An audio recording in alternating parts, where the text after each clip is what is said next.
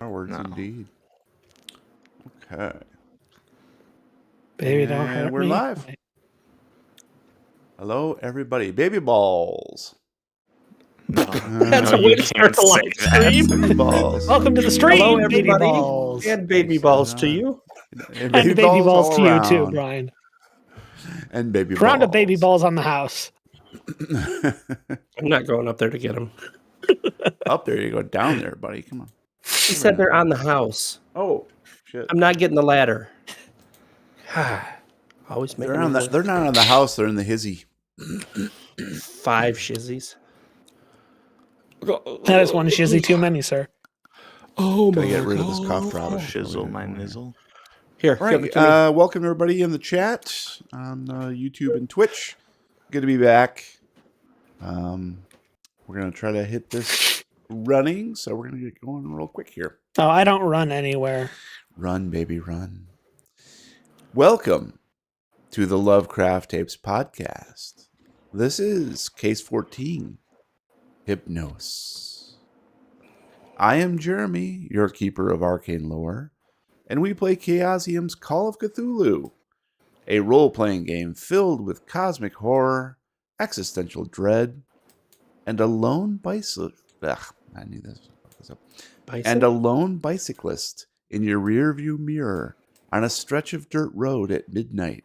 And no matter how fast you go, they're always right behind you. Bicyclist. Oh, I thought it was a bison. A bicyclist. A load bison. Nickelodeon. All right. Thank you, Java Splice, for following. Whoop, whoop. Nice little zombie there. I like the zombie art thing. Your investigators of the unknown are Gabe as Roy. Man, I just got to get through this for the payday. I thought it was a Baby Ruth. Matt as Rocky. You know, I was having trouble sleeping, but then I got this new Casper mattress, and ever since, it's been smooth sailing. Sponsor us, Casper. You sponsor a lot of things. They're not going to sponsor us now. Was it You Casper already or gave them Blueberry? the ad read. And Brian as Pippa. Well, I said I'd do a lot, but I still haven't gotten the damn Klondike bar. Hashtag true. not sponsored. Klondike bar sponsored. Klondike bar. What would you do for a Choco Taco? Ooh. going too away. soon, Jeremy. Too I soon. know. Sorry, guys. Well, welcome back to everybody To the in Choco the chat. Taco Tapes. And welcome back, players. Is everybody feeling good tonight? Feeling like Yes. this can't be anything but good news tonight? I'm feeling great. Thanks for having us. Me. Damn it. We take that from the top. You're not supposed to. Yeah, yep. Okay, everybody, roll it back. We're going to do another one. Why Well- do I have less lines? You have fewer lines, yeah, because you write pretty slow. Hey. Hey, slow I rider. resemble that remark. Slow rider. Well, guys, recently, I don't know if you know this or not, but I've had my fair share of stress. No. And I think that we can all agree that lately, maybe the last couple of years, we've had to contemplate our mortality in very real terms. What was the closest you actually got to dying? And I'll start. So once I was on a flight, and I believe we were going to Montana for a trade show for work, me and another guy. And we hit a patch of turbulence over some open land that was quite warm at the time. We were going in the summer, so you get lots of striations of unstable air. And of course, you know, the pilot would come on and say, "We're experiencing a little bit of turbulence. Please put on your seatbelt." Blah blah blah. And we're going to ask the flight attendants to please take their seats. So one poor flight attendant was pulling back the food and drink cart, when we hit turbulence, and everybody flew up, but she did not have a seatbelt on and went flying up and banged her head on the roof of the cabin. Oof. And fell down, and had people like rush to help pick her up. And yeah, I thought we were going to die because I've never experienced worse turbulence in my life. Wow. Luckily we did make it, but it was one of those things where the plane's just coming in like this, Like, yeah, sure, we're gonna hit that runway, no problem. Well, you're gonna hit it. Yeah, we did fine. So, but that was my worst flight. How about you guys? Did the Was- pilot come Sounds out like and a say normal hot Ryanair pockets? flight to me. Yeah. What was the closest you guys ever actually got to dying? Now that I've There's given this you one some time to we think were about it. recording a podcast, and Jeremy asked me what the closest I got to dying was. I don't know if there was a closest time to dying. You must Oh have yeah, like I a have one. brush. I have one. Sure, I have one. I everybody's got have one. Yeah. Okay, so I was 14. Yes. Ooh, that sounds hot. My car broke down. I had to walk down this dark road, no lights. Someone was following me. No, I was 14 and helping my dad work on the weekend. And we finished the job early and we're heading home. We were going to go cook dinner and have a great evening. And all of a sudden, all this glass shot at me and sprinkled all over me. And had no clue what happened. I was in the back seat. And looked around, and there's 3 vehicles all facing the same direction on this. It's a country road, but it's like a country highway. Some people might not know what that is, but it's a road where you can Is it an drive old country about. buffet? I'm telling the story, sir. It's a road where you can do like 65 miles an hour. That's like the speed limit. So, but it's single lanes. So one going 65 one way and one coming 65 the other. And some lady drifted over into our lane and hit us head on. So I was perfectly fine. Nothing wrong with me. Couldn't get out of the car. I had to climb through the window. I was trying to help my dad, and he had his hand on the steering wheel when it hit, and it dislocated his thumb, and he put it back in and then passed out. But that's probably the closest I've ever come.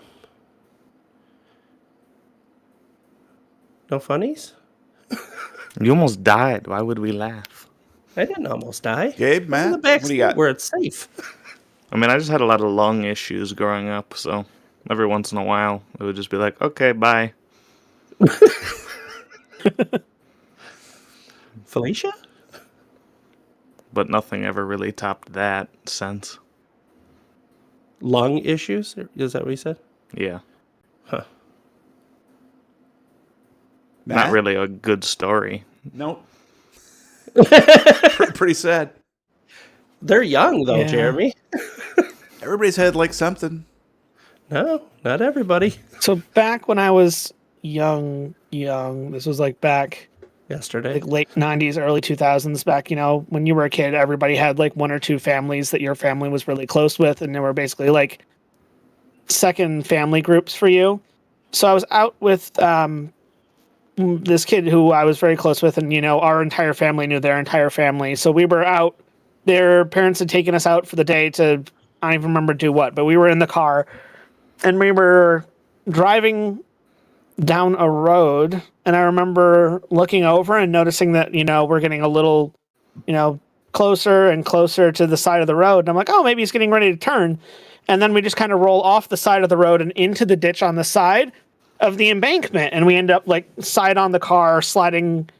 Apparently what happened was the dad who was driving ended up having a stroke while he was driving. Oof. And ended up passing out while he was holding onto the wheel, which is why we went slowly off to the side and then down the embankment. Yeah. Wow. Jeez. Fun That's times. scary. Yeah, that's everybody's had a little bit of something. Cars are terrifying. Yep, cars are pretty bad. I almost slid on an icy road going up a hill in my old 67 Ford Galaxy. Hit a patch of ice, and another lady coming the other way hit the same patch of ice, and we both just went like straight at each other, just sliding, like fishtailing the entire way toward each other. And at the very last second, my car caught some dirt, and I was able to get around her. Just crazy. Reminds me of there was one time, Brian, you, my sister, and I were going somewhere in your car, and we're sitting waiting to turn left, and these 2 guys, and I think it was a sports car, come down and try to turn right a little too quickly, and they hit a patch of ice and started coming side on at us. And as he started to slide at us, he hit his horn and was like, his horn was going the whole time he was sliding at us, and I'm just sitting there going like, well, this is how it ends. Yep. I don't remember that. Luckily he managed to like grip the last second and just miss, but I'm like, dude, why are you honking? We're stuck still. We can't go anywhere. It's just your fault, man. He was honking to let you know. He wasn't telling you to get out of the way. Get out of the way, I'm sliding here. Well, maybe what we haven't considered is that poor guy had some lung issues. That's true. I mean, It's true. Everybody's Do you got a still story. have lung issues? No, I kind of grew out of it. That's good. Yeah, I That's had, scary. like, Lung asthma issues when I are was a nothing to kid. joke about. Lung issues. All right. It's not a competition, Matt. Well, thanks, guys, for sharing that. Listeners, if you would like to reach out and touch us, Whoa there. we highly You have to get encourage it. consent first. I'm available Saturday. Send a letter Consent. from beyond on our website at lovecrafttapes.com because we still don't have much in the way of letters. So What? we'd appreciate some of that. We want to read some shit. We need to get a TikTok going. But fortunately, this show is brought to you in part by our generous fans and supporters on patreon.com/lovecrafttapes. And we're going to go ahead and shout those folks out tonight. So thank you to Jordy Rose, Barry Robeson, Atulia, Brownie Davis, Elizabeth Grieve, Chris Parker, Brittany Davis, Kyle Sherman, Huge Pie, Jefferson Bell, Eric Zane, Oldo Polkert, Amanda Power, Mitch L., Lobster Johnson, Harold, Frank Delventhal, John Scarcella, Eric Phillips, Malambra 57, The Frilled Shark, Daniel Caprone, Wooter Mayan, Dom Driver, Snow, John May, Andrew Petty, Little Rowan Plays, Phil Dickinson, Flix Capacitator, Robert Jameson, Boston Harbor Horror, Yog, Eric Setterberg, Liz Moonberry, Stephen Gregory, Davinio Von Zarevich, Sheldon Warner, Chainsaw Unicorn, Ripley Iwan, Discordiant, Shane Stoley, Captain Vashton, Peter VDB, James Brown, Horse Draper, Ineptus the Stardust, A.E. Jonesy, Prophet of Woe, Marty Dixon, Matthew, David Winterman, Oddity, Kevin C., Casper Ryback, Ruined Ashes, Brindle Stubbs, Rolling Boxcars, Manic Bee Media, Ba Tran, Phoenix Black, Puddle Time, Bifford, Jeffrey Young, Holden Olmans, Jay Clark, Phil Campbell, Justin Levesque, Nicholas Hutto, John Konopasek, Tomas, Mick Cope, Kevin G., Robert Lamb, Benjamin King, Jehovah's Thickness, Steve L., Seratin Wizard of Isinglass, J.R., Matt's sister literally, and will pay to see Ernie eat Sarah's toilet rat. So thank you guys for all of that. Really appreciate the support. And yes, Crocy, thank you for the tip. Thank you, Near-death Crow. experiences Just are the the tip, worst. Do not recommend. But it keeps life interesting, right? I mean, you got to have like a little brush to appreciate things here and there. So. If I want a little brush, I'll go buy something from Home Depot. I don't Like a little Barbie almost die. brush? Just Yeah. That's my kink. Little single hair paintbrush. A little My Little Pony brush. All right, guys, before we begin, we need to take a quick commercial break. Oh, why do I always Please forget roll about some that? D Hondo if you wouldn't mind. And I'm going to bow out of this one because my voice is not super steady tonight. Oh, I see how it is. Uh-huh. I see. I've got a lot of narration going. So it looks like Gabe will be selling to Matt. This is such a Shocker. rare combination. What? Right? Yeah. All right, take it away, Hey, guys. you. Yeah. Are you talking to me? Yeah, you. Did I ever? Can I help you? Did anyone ever tell you that you got a face for radio? Yeah, 3 of my ex-husbands. They're all dead now. But more importantly, did anyone ever tell you that you got a voice for commercials? Well, not yet. I've been trying a few things here and there on Fiverr, but none of it seems to have really worked out. Most people just ask to see my feet. I've heard that about that site. Oh. Well, have I got the product for you? Clearly, your lifelong aspirations of being a commercial voiceover artist I can tell just by looking at you that this is what you want. And I know exactly how to make it happen for you. For just Oh, 29. really? Yeah, for just That's 29. so nice of you. For just 29.99. You know, my grandson would never do this for me. He comes by every now and then, and then just yells at me for having too many toolbars on my Internet Explorer. You have tools? On my Internet Explorer, yes. I was on Netscape for a while, but they made me move up to something a little bit newer. Well, that's nice. Anyway, I have this product for you, and I think you'll really like it. So for just $29.99 a minute, I can give you voiceover work for commercials that you will get to do for me.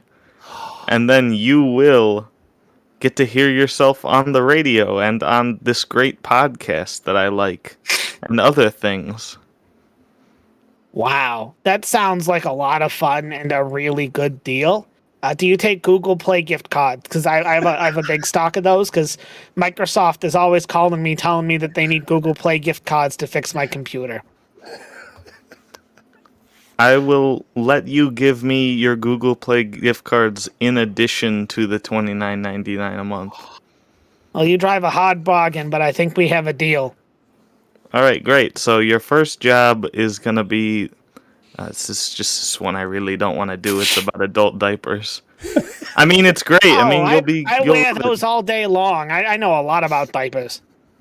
Okay, so it sounds like you're perfect for the job. You can mail your checks for the privilege of doing this to me, and then the MP3 file. What's an MP3? Get your grandson to do it.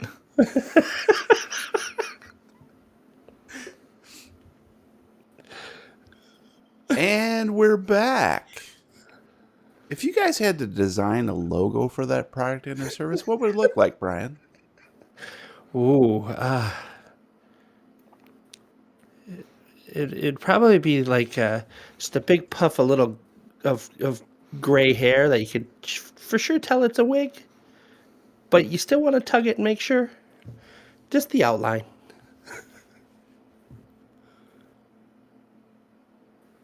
That, Gabe? It would be a barrel of a gun pointing at you that says, buy this product. See, I think you guys got it all wrong. See, in today's climate, you have to be distinctive, you have to be unique, and you can't have more than two colors. And, maybe just one. We'll stick to one font. Minimalism is really big right now. So here's what I'm thinking. You got this, really nice, like, gradient background, sunrise. We got palm trees and birds flapping. Maybe like a hammock hanging across two trees, a coconut, with a little umbrella in it. And then we got, maybe like there's a bar off to one side and there are people dancing and there's this whole party thing going on. We'll add like, blinking lights to it. And then, on top of that, there'll be some nice, light music in the background, maybe a breeze, a couple of, bird screeches. And then we'll start pumping scents in on top of that. So you get like the ocean and you'll get like the fruit and you'll get all that. And, just what, what I'm saying? Just keep it simple. That's all I'm saying. What two colors? Like it. What are the two colors? Black, pink, and teal, white. Well, guys, I envision one of those lenticular designs. Where you turn it one way and you see something, and then turn it another way and you see something else. Now, the first image is a young toddler sitting in a green field surrounded by alphabet blocks that spell mom and dad and banana. The toddler is smiling, happy, innocent, untainted. You can see the promise of a bright future in its wide blue eyes. But when you turn the design the other way, the blocks change. They get bigger, eventually towering over the toddler, shadows lengthening to eclipse any hint of light in its eyes. The blocks no longer spell mom and dad and banana. Instead, they spell work and sleep and obey. The toddler is not happy at this development. It is no longer smiling, its grin having turned downward with disgust, disappointment, and defeat. One hand is poised at the bottom block, which will send the whole structure crashing down on the tiny figure, crushing its bones and bringing sweet, sweet oblivion. My marketing team says we're still in the test stages. Focus groups so far have given mixed reactions from utter terror to confused glee. It's a work in progress. Question? Yes. Seraph or sans seraph? Definitely Sans. Okay, Sans. that's the right choice. Yes. No. The no comic serif. kinds? Comic Sans. Yeah, that's Yeah. the only font I own, actually. Mm. Well, it was that or papyrus, you know. I like With the Papyrus. Sopranos R's. I use the dyslexic font, and it works great. It works great. It does. Well, I mean, we could try wingdings. I hear that's popular with the youngins. Shit. Yes. Yeah, but the No, cost that's of wings Buffalo right now is Wild Wings that you're outrageous. thinking of. Oh, I could go for I some am wings, kind though. of hungry. Yeah. Buffalo Wild Wingdings. Now, dear investigators, we play Case 14, Tape 5, Inside La Casa. The barn. Previously on the Lovecraft Tapes. I'd tell you, but then I'd have to kill you. Roy, as you quickly turn toward the shadow approaching from the main hall in Poe Manse, disorientation threatens to overwhelm your center of gravity. How the hell did you get here from Blaine Manor? You reach out and grasp the corner of a billiard table to steady yourself. The dark figure steps into the game room. Your eyes struggle to focus in the dim light cast by the Tiffany lamps hanging nearby. Is that Eldridge Poe? You look closer at the smiling man. He's about your height, dressed in a three-piece suit made entirely of deep velvet material, perhaps suede. His necktie is a chaotic swirl of muted greens, blues, and blacks.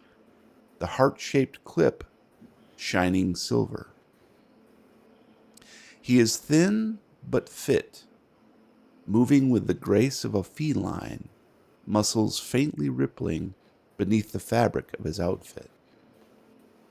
In his hands are two tumblers, each with a double shot of rust-colored liquid and nodules of ice barely bobbing inside.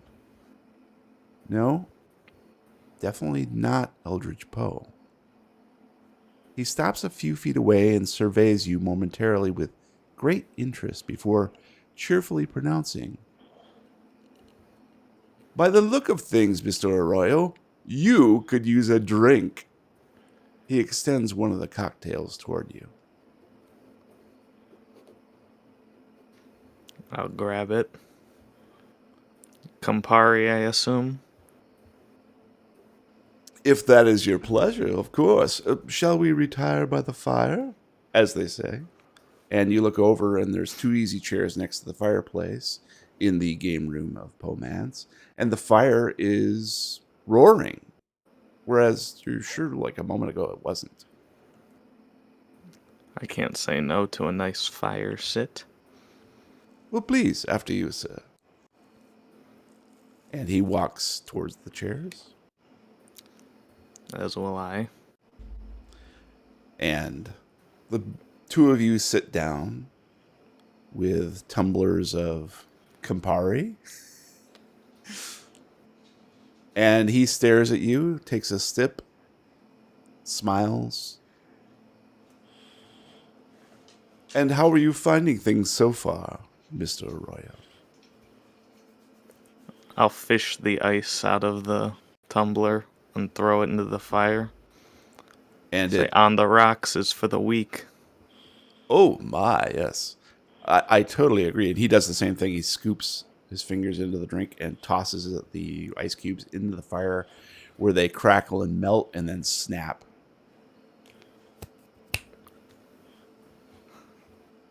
So Much what is this better. place? I'm sorry? So shoot straight with me. What is this Absolutely. place really? Oh, I assume that you knew this place. I do. I just want to hear it said out loud. I believe they said it was Pomance. Does this ring a bell for you? It's what I was afraid of. Why afraid, Mr. Arroyo? Well, a lot of legends surrounding Pomance. Oh, yes, indeed. Like what? The dark place. The dark place. Ooh, that sounds like a bit of foreboding. I'd like to explore some if you don't mind. Explore some what exactly? Some of the grounds, some of the rooms.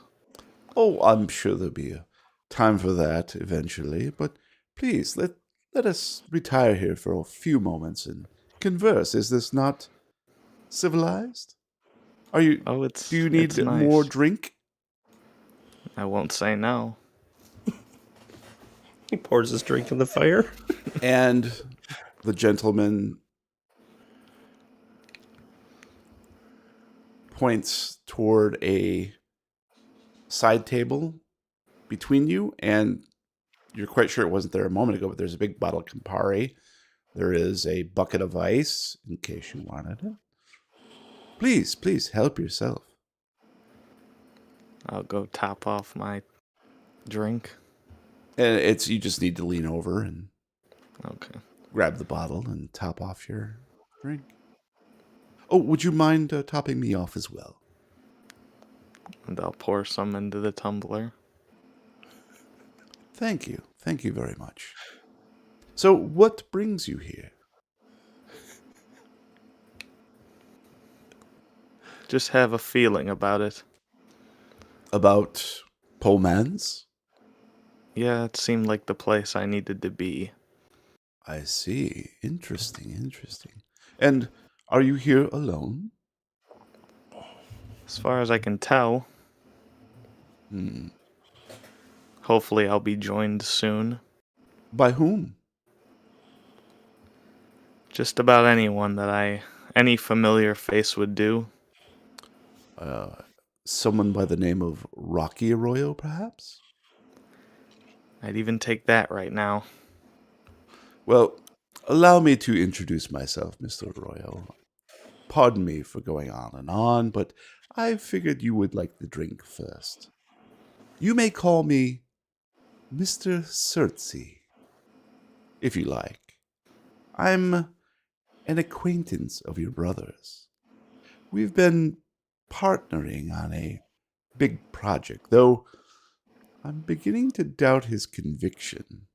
Tell me, does he have a problem with long-term commitment by any chance? I've never known Rocky to stay with anything too long. Yes, that's the impression I've been getting too. I mean, he couldn't even do his math homework because it was too long and hard for him. Well, but in fairness, math is hard. Yeah, well, he was like left back 2 grades, I think. Oh my, that's quite a problem. I don't remember seeing that on his resume. He's a habitual liar like that. I see. Well, I appreciate the information now. I'm looking to put down more permanent roots, and I'm hoping that Rocky would be able to help me pick a place. A permanent place.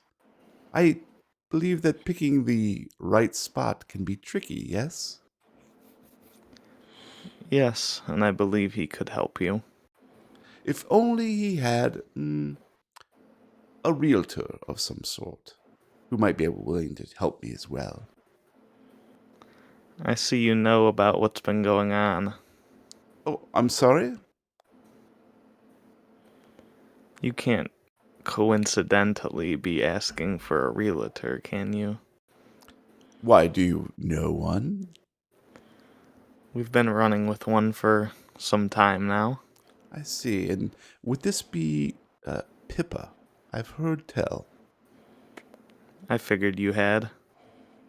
All right, Mr. Arroyo. All the cards on the table. I've come here to keep an eye on my investments. What kind of investments? Well, I think we both know that your brother is here in this place, yes? I hoped not, but I assumed so. Well, if I know Rocky, and trust me, I know Rocky, he's probably playing with his toys in the attic. He always did like that stupid song. Well, Mr. Arroyo, I have found this conversation enlightening, to say the least, and I'm hoping that you might be able to help me with my project.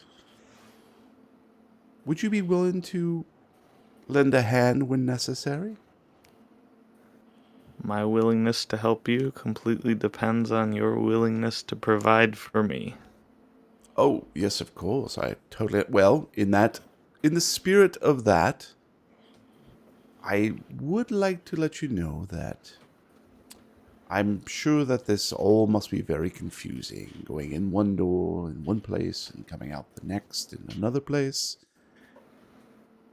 But trust me when I say that Rocky and Pippa aren't exactly telling you everything about what's happening here. You may wish, in the very near future, to have a more pointed conversation with them.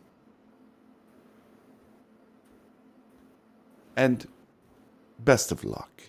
I hope to see you again shortly, but in the meantime, I must be off on other business. Please give my regards to your brother. I will do that. Cheerio. And he steps up, puts his glass down, and walks out of the billiard room. See you around, bub. And that's when you hear Danny's voice in your headset. Roy!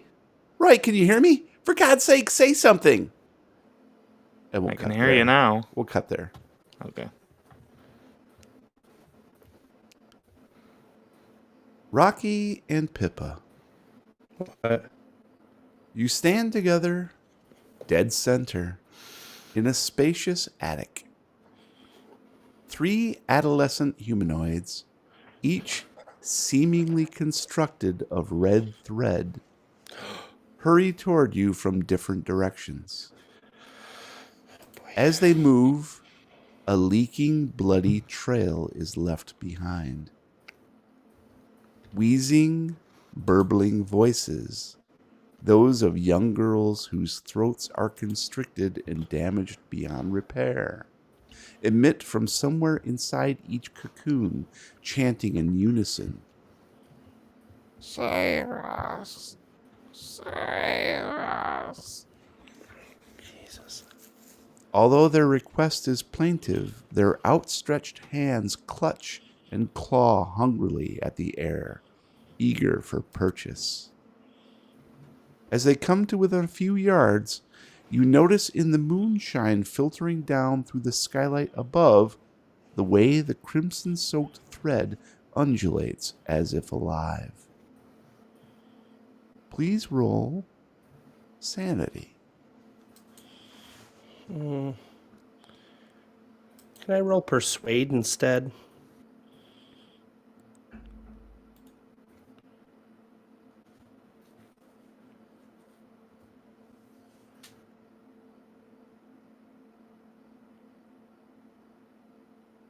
It working?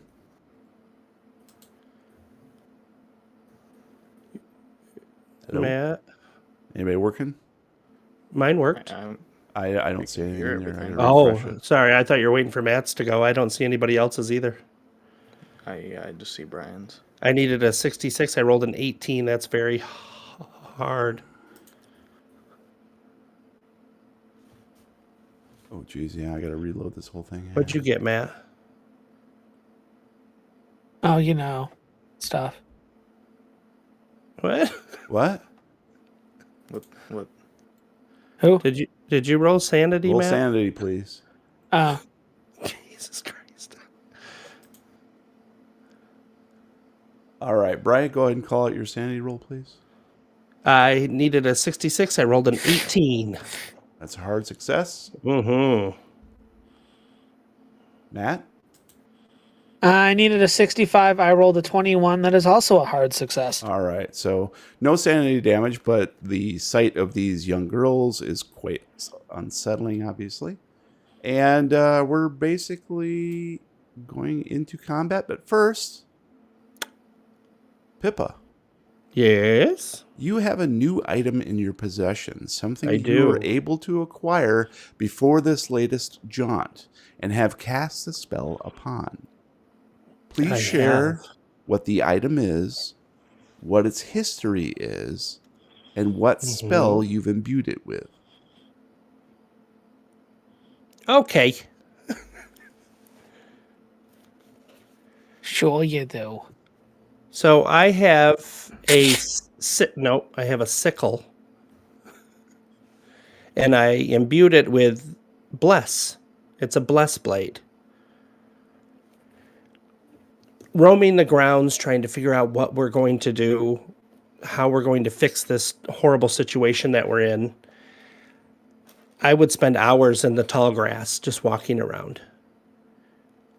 And the path I've taken for at least 4 or 5 months, the same path that I've walked over and over again. But today, something caught my eye, and I looked down. It couldn't quite tell what it was. It just looked like some little tiny shiny speck sticking just out of the ground. So when I reached down to grab it, it poked me. It jammed my hand. So looking at my hand, didn't break blood. Nothing came through. So I reached down and cleared it away. And it was one of those old sickles with a wooden handle on it. But the wooden handle looked like it was brand new. Like it was buried underground. How could this be? That doesn't make any sense. The blade, shiny as chrome. Just for fun, I swung it at the grass. It made no sound.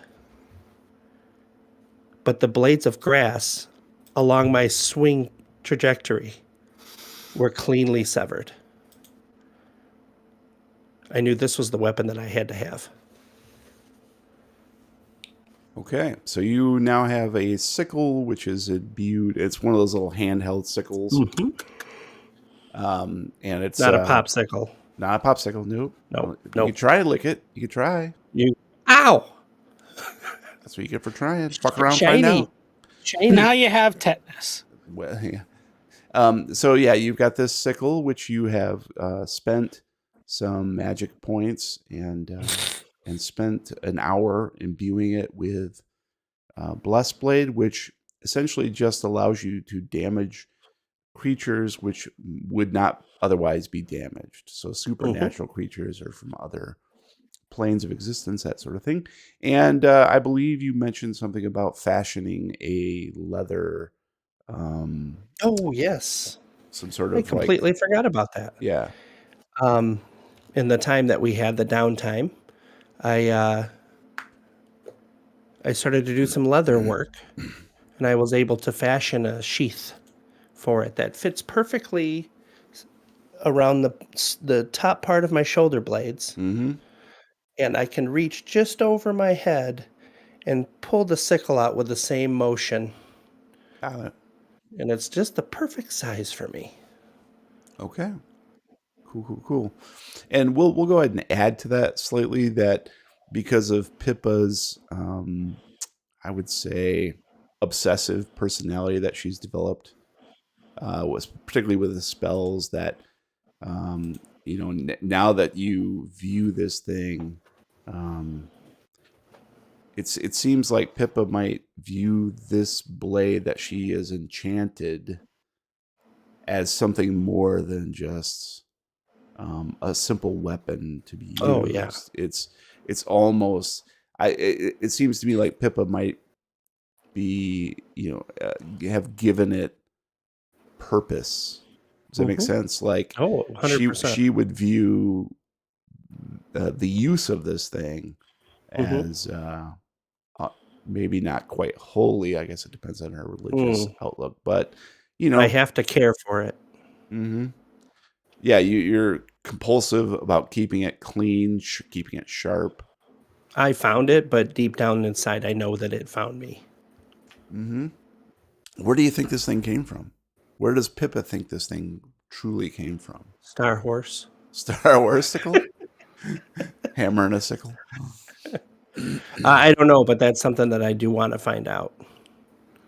I Okay. want to research as much as I can and find out everything I can about this. Okay.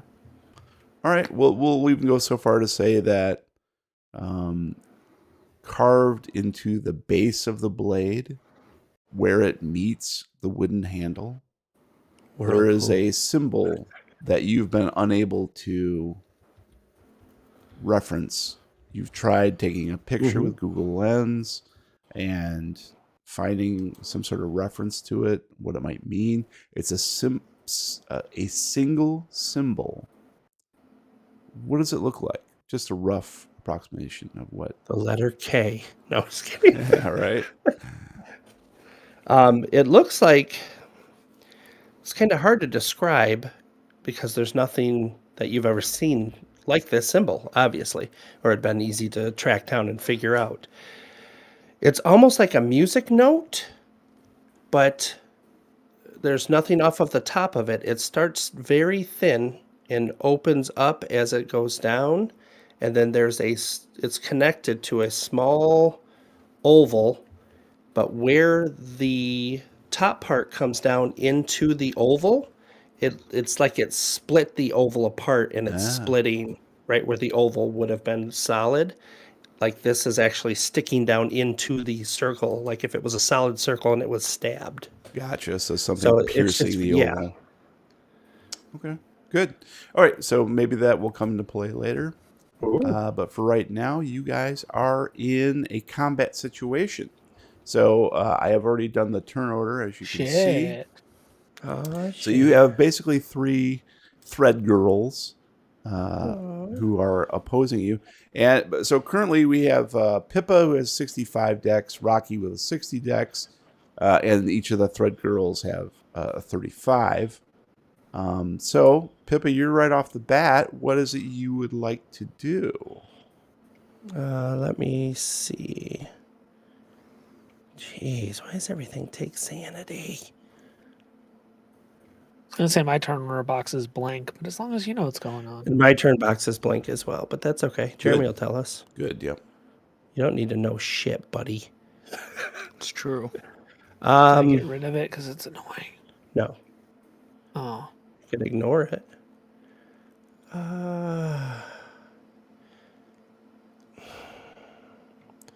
Someone wants me to go insane, I think.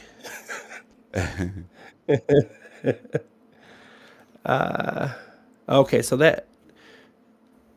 Yeah, I'm gonna swing my sickle. Okay. And try to end the undulation. Go for the jugular. All right, so let's take a peek here. I'm going to actually move us your map in Roll20 back to Pomance. Oh, snap. Whoa. If you scroll all the way to the top of this map, you will see Rocky and Is it Pippa Throwback Thursday already? surrounded by 3 thread people, 3 good thread girls. So this one, I think, let me see, this is Thread Girl 3. So you're going to be attacking Thread Girl 3. Okay. And this is just a play area with that sort of Yeah. represents where the attic is, and the attic is if you look at the map here, I'll ping it real quick. It's down lower, right? It's here. Oh, okay. Yep. So up Yep. those stairs, and that's where the hatch is right there. Yeah, I remember. So yeah, so basically, and actually, you guys can see that there is the hatch in relation to where you're at currently. It is. I believe I said in the last episode, weeks ago, that it was to the south. The hatch is to the south, so it's like sort of right there where you guys are, just south of you. So you have Thread Girl to the north, east, and west, and the hatch to the south. Directly above is the skylight. So that gives us another option if we wanted to go for the hatch. There are many options. Just depends on how much of my description you paid attention. There aren't really that many options, let's be honest here. True. So Pippa pulls out the sickle. Yep. And does because we weren't in combat, I'd try to help the girls. Is one of the options. Gotcha. I'll help them. Can't we just sit down and talk about our feelings? Please describe your actions. I'm going to, with the pull of the sickle from the sheath and the step forward, I'm using all my momentum without stopping to put it into the swing. And I'm going to swing for her midsection to separate the two. Okay, gotcha. So you're a swinger now, huh? Yeah. Swing away, Here's baby. my keys. Swing away. Okay, so you will... Pineapple. That's obviously a fighting brawl. And this person will dodge, I'm going to say. Actually, hang on a second. I got to make sure I got Wait a minute. Excuse me. I burped. That wasn't very nice. So that is going to be... Got you, bro. Let's be 15, be 75, 17. Yeah, we'll do 17. 23. Okay, so go ahead, Brian. All right. Pippa, swing away. I needed a 25. Nice. I rolled an 11. That's a hard success for 7 damage. I needed a 17. I rolled a 7. That's a hard for dodge. I believe, is it... Yeah, the DM always wins. You're right. Is it Defender wins? Yeah, I'm sure it does. He has his little DM cheat box ticked, Yes. so, Let's take he's a just going to peek do here. better than us all the time now. Attacker wins with dodge. Attacker wins with higher level of success. Draw. Defender wins. So there you go. Yep. So You had better roll all the way around, though. Thread Girl 3 Well, that's because he has the little cheat box that he keeps ticked. was able to dodge successfully. So that is your turn. Rocky, you are up next. Oh, I'll step boy. to the back. Yeah. Just walk around the backside. Back. And Sorry, I hit her, to but do something. she just stepped to the left and I missed. Actually, the Thread Girl, that midsection that you swung for, actually pulled in of its own accord, and the body shifted. Oh, that's cool. And you can see like a bit more blood squeeze out between the thread. And I slip as I'm splatter- stepping to the back of the line. splatter onto the floor, and then it you can see its center of gravity shifts slightly and then keeps coming toward you. Wow. All right, Rocky, what you gonna do? I'm gonna pull my gun up. Okay. Oh, bloody hell! Look, now's not the time to be heroic. Head for the exit, and I'm going to kind of take a step back towards the hatch and just pop a shot off at whichever girl is closest to me. Okay, we'll say that's probably number 2, I believe, the northern one. Number 2. Number 2. I needed a 78. I rolled a 14. That's an extreme success for 1 point of damage. Nice. Jeremy needed a 1. He rolled a 1. Zombie girl. I rolled a 1 point of damage on an extreme success. Yeah, it's not critical, so yeah. I'm done. Okay. I'm going quit. to dodge. I better pop that in there. I quit. That's Boom. And failed the dodge, so that was a hit. For 1 point of damage on my extreme success. Yeah, I just want to make sure. Extreme. Which is It's worse? an extreme 1 point, but it's one. It's Rolling a hard and getting extreme. 7 points that you can't use, or rolling an extreme and being able to at least use it. Right. Exactly. Okay, so I just want to make sure. Blah blah blah blah blah. Target size, point blank range. Don't forget to check your box under firearms, sir. Yep. If you hit. Okay, so that Thread Girl 2 does take 1 point of damage. So we'll go ahead and mark that off. So yeah, you see the bullet sink into the thread and hear a bit of a squish, but you can actually see your bullet travel through where you shot. Where were you aiming, by the way?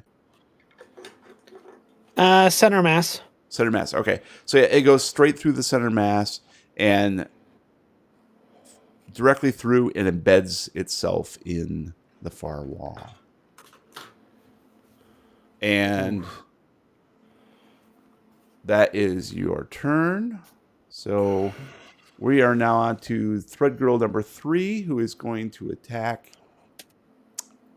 Thread Girl number 1. Yeah, exactly. No, this is on Pippo. So I am next in line. going to try to just bash you. What are you going to do in defense? You can fight back. You can maneuver. You can dodge. You could shove Cast a spell that's instantaneous. I am thinking. Let me check my stats. Sorry. You run away. You could run away. just like the brave Sir Robin. You can run away. Run away. Here's your He pants. bravely ran Sir Robin. Away. You could Subaru. Shut that up! is an I option. did not. He bravely soiled his I armor. think I'm gonna dodge. Dodge away. Okay, go ahead and Yeah. roll. I need a 33 roll of 45. I failed. Okay. I slid on the blood. The unarmed attack needed a 30, rolled a 64, so you both Okay. failed. No worries there. And So, then yeah. she hit me because we both failed. You're right. Exactly. So we're going to go ahead and go to Zombie Girl number 2, who is going to lash out at Mr. Gunplay. Excuse me.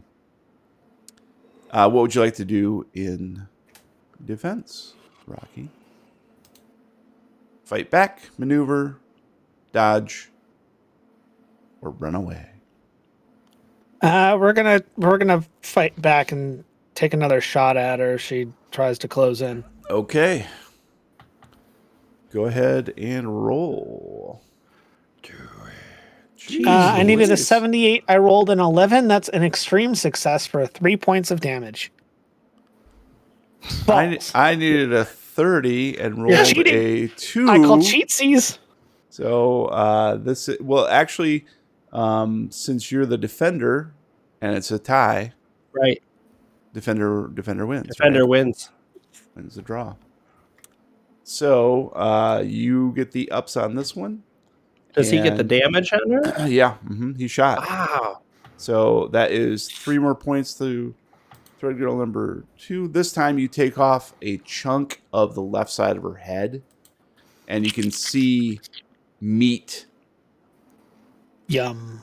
displayed, revealed as the thread is blown away off the side of her head. And then the thread just covers up the wound. But you can still see like the skull is lopsided where you had caved in the skull. And that is that. So Thread Girl number 1 is going to step forward, and because you are outnumbered, you can't defend against this young lady. Who are they fighting? This would be Rocky, closest to Rocky.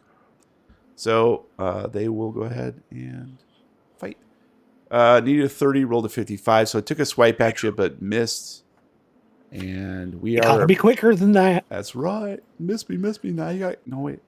It's hard to get that thread through the needle. Exactly. All right, so we are at the top of the round. Now I'm going to make a change here because Rocky now has the gun. So that's going to put you at 110. Rocky has a gun. Rocky's got a gun. So that puts you at the top of the round, sir, above Pippa. So How's that you give him have two people. 110. 110, yeah. Jeez. Yeah, well, he's got 60 plus 50 is the readied weapon. Cool. Readied firearm, I Do should it. say. Are you So, ready? what would you like to do this round? You now have 2 of the thread girls on you. You Um, can fire more than one shot At penalty. with penalty. yeah, but then I have to take penalty die. They're not I'm real going dice. to continue my slow retreat by taking another step back towards the hatch, and I'm just going to take another shot at the thread girl that I've already damaged. Okay, that'd be number 2. Mm-hmm. And she will. This time, she's going to fight back. I needed a 78. I rolled a 94. That is a failure. She needed a 30. Rolled a 72. That's also a failure. So no worries there. And you're getting closer to the hatch. We'll say you're at the hatch, and you look down and see that it is padlocked. Oh, Merry Christmas. Oh, bloody hell. And Pippa, it is your turn. Vroom, vroom, beep, beep. I'm going to try swinging at the same one again. Okay. This time I'm going to reach in further so she can't back up. Excuse me. Right. So this is thread girl. You're going to give her a reach around? And she's going to go ahead and fight back against you. So go ahead. Put it in the front. Mm-hmm. All right. I'm going to pull the sickle back as far as I can, but do an upward swing. Ooh, nice. So it's split her in 2, but that way. I needed a 25. I rolled a 24. Nice. That is a success with 4 damage. All right. Thread girl 3 is fighting back. Needed a 30, rolled a 50. That's a fail. So we'll take the 4 points of damage. Come on, Blessed Blade. And yes, it splits her wide open. And you see entrails spill out of the opening. But almost as quickly, the thread closes the wound, leaving the entrails on the ground, the innards, the intestines, sort of severing them from the midsection so they slop onto the floor in front of you. And the little creature is still standing, but looks a little wobbly. I look over my shoulder. Rocky, get us out of here. Well, they kind of locked us in here. We're not having a conversation. I just wanted you to do that. Bye. Click. Click. Click. Goodbye, click. Click. All right, now zombie girl, thread girl, I should say. 3, the one you just hit, Pippa, is now going to attack you with ferocity. Why? What would did I do? What would you like to do? I'm going to fight back. F this stuff. Okay, toe to toe, baby. I needed a 30, rolled a 1. That's a critical. I'm going to run. I called cheatsies. We have had weird rolls tonight. Oh, I needed 25 and rolled a 54. That's a fail. Assuming you'd like to let that stand. Spend the luck. You can spend luck. You can push the roll. You But can spend luck on fighting, can you? what's that? You can spend luck on fighting? Yeah. No, I'm not spending the luck. Yeah. He'd like to spend 53 points of luck. I only have 41. You could only, and you could also attempt to push it, but you have to come up with a good reason and describe it, and you know what the penalties are. No, with all of the guts and the blood on the floor, I can't even stand up straight. Got it.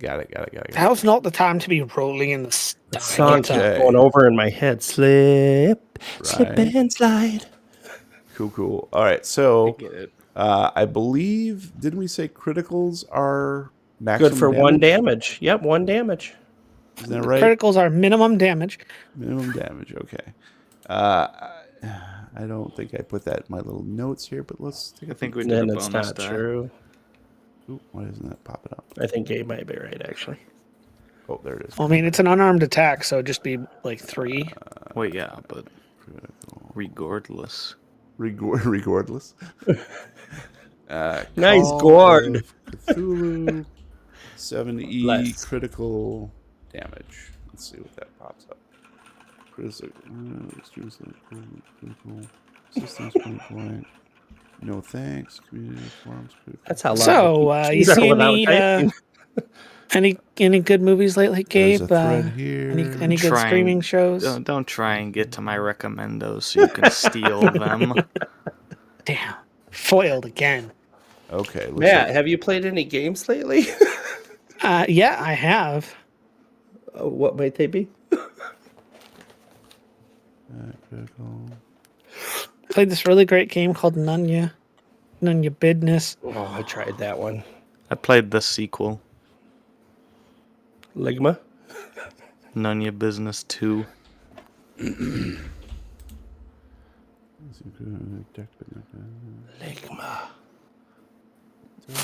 Critical. Do you have Ligma? Yeah. That sucks. A Ligma? Yeah, do you have Ligma? That means yes. Yeah, he won't answer. He's mumbling. Old man mumbles. He mumbled, "What's a Ligma?" I actually Coming heard the word soon to murmur CBS come out of his Kids. It's mouth. Old Man Mumbles. All right, yeah. So we're going to stick with that and just say, since we've done it in the past, that criticals are maximum damage. Max that will damage. be 3 damage to you. Okay. That would be max. Max damage. All right, so what does that put you down to? Hey, Jeremy. Yeah. 6. Side secondary, somewhat related role question from T-Flip. So I get a bonus to my initiative for readying my guns. They want to know if that applies to other weapons as well, if it's just firearms that give me advantage. There you go. I say pew pew when I hold my sickle. Readied weapons can provide defense against the surprise round sometimes. Oh, okay. But readied weapon in Call of Cthulhu is firearm, only because there's like very little defense against it. Because of Defense against the dark arts. Okay, so 3 points to Pippa. Defense So against the duck hearts. What does that leave you with, Pippa? 6. All right, so you took 3 points. Let me see, damage. 9 is my max. Just in Damage case anybody's healing. wondering, you have no health in this game. Yes, that's correct. You can't get any health module upgrades, so nothing. Fighting maneuver. You don't gotta get to do roll a hit dice every time you ton of level up. heroin. Weapons, penetrating weapons. I have 0 health, so We level up in this game? Nope. Weapons. Okay, I did find. I mean, I did find it kind down our little cheat sheet. Cheat here. sheet? So Okay. attackers score an extreme success, not when fighting back. That's Right. important. Yep. Then, if they're using blunt weapons, max weapon damage plus max. So it doesn't seem like it's firearms, so it could be penetrating. So I guess if you're shooting somebody, that doesn't count. Probably there's inherent deals with that. But so blunt weapons are penetrating weapons. So arrows, spears, swords, sickles, I guess, because that does penetrate. Is max weapon damage plus max damage bonus plus 1 extra weapon damage roll. And that is if you click Holy in crap.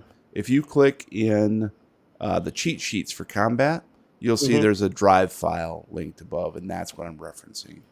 It does all that stuff. So extreme hit, critical success. So okay, so in this case, you take 3 points, and what I was trying to do was, okay, so the single attack does not equal 50% of your max hit points, so you're not worried about falling unconscious or anything like that. Okay. So the Thread Girl lashes out, and as she does so, her hand extends, the thread unspools, and slaps your forearm that's holding the sickle and slices. So wounds open up in your forearm and start to bleed. Nice. All right, so we are on to Thread Girl number 2 and 1, who are both on Rocky. So Rocky, Lucky. Thread Girl number 2 is going to go after you first. And what would you like to do? It's been working so far, so we're gonna keep going. I'm just going to defensively take another shot. Okay. So you're fighting back with firearm. shots. All right. Right, Roy? Needed a 30, rolled a 4, which is an extreme.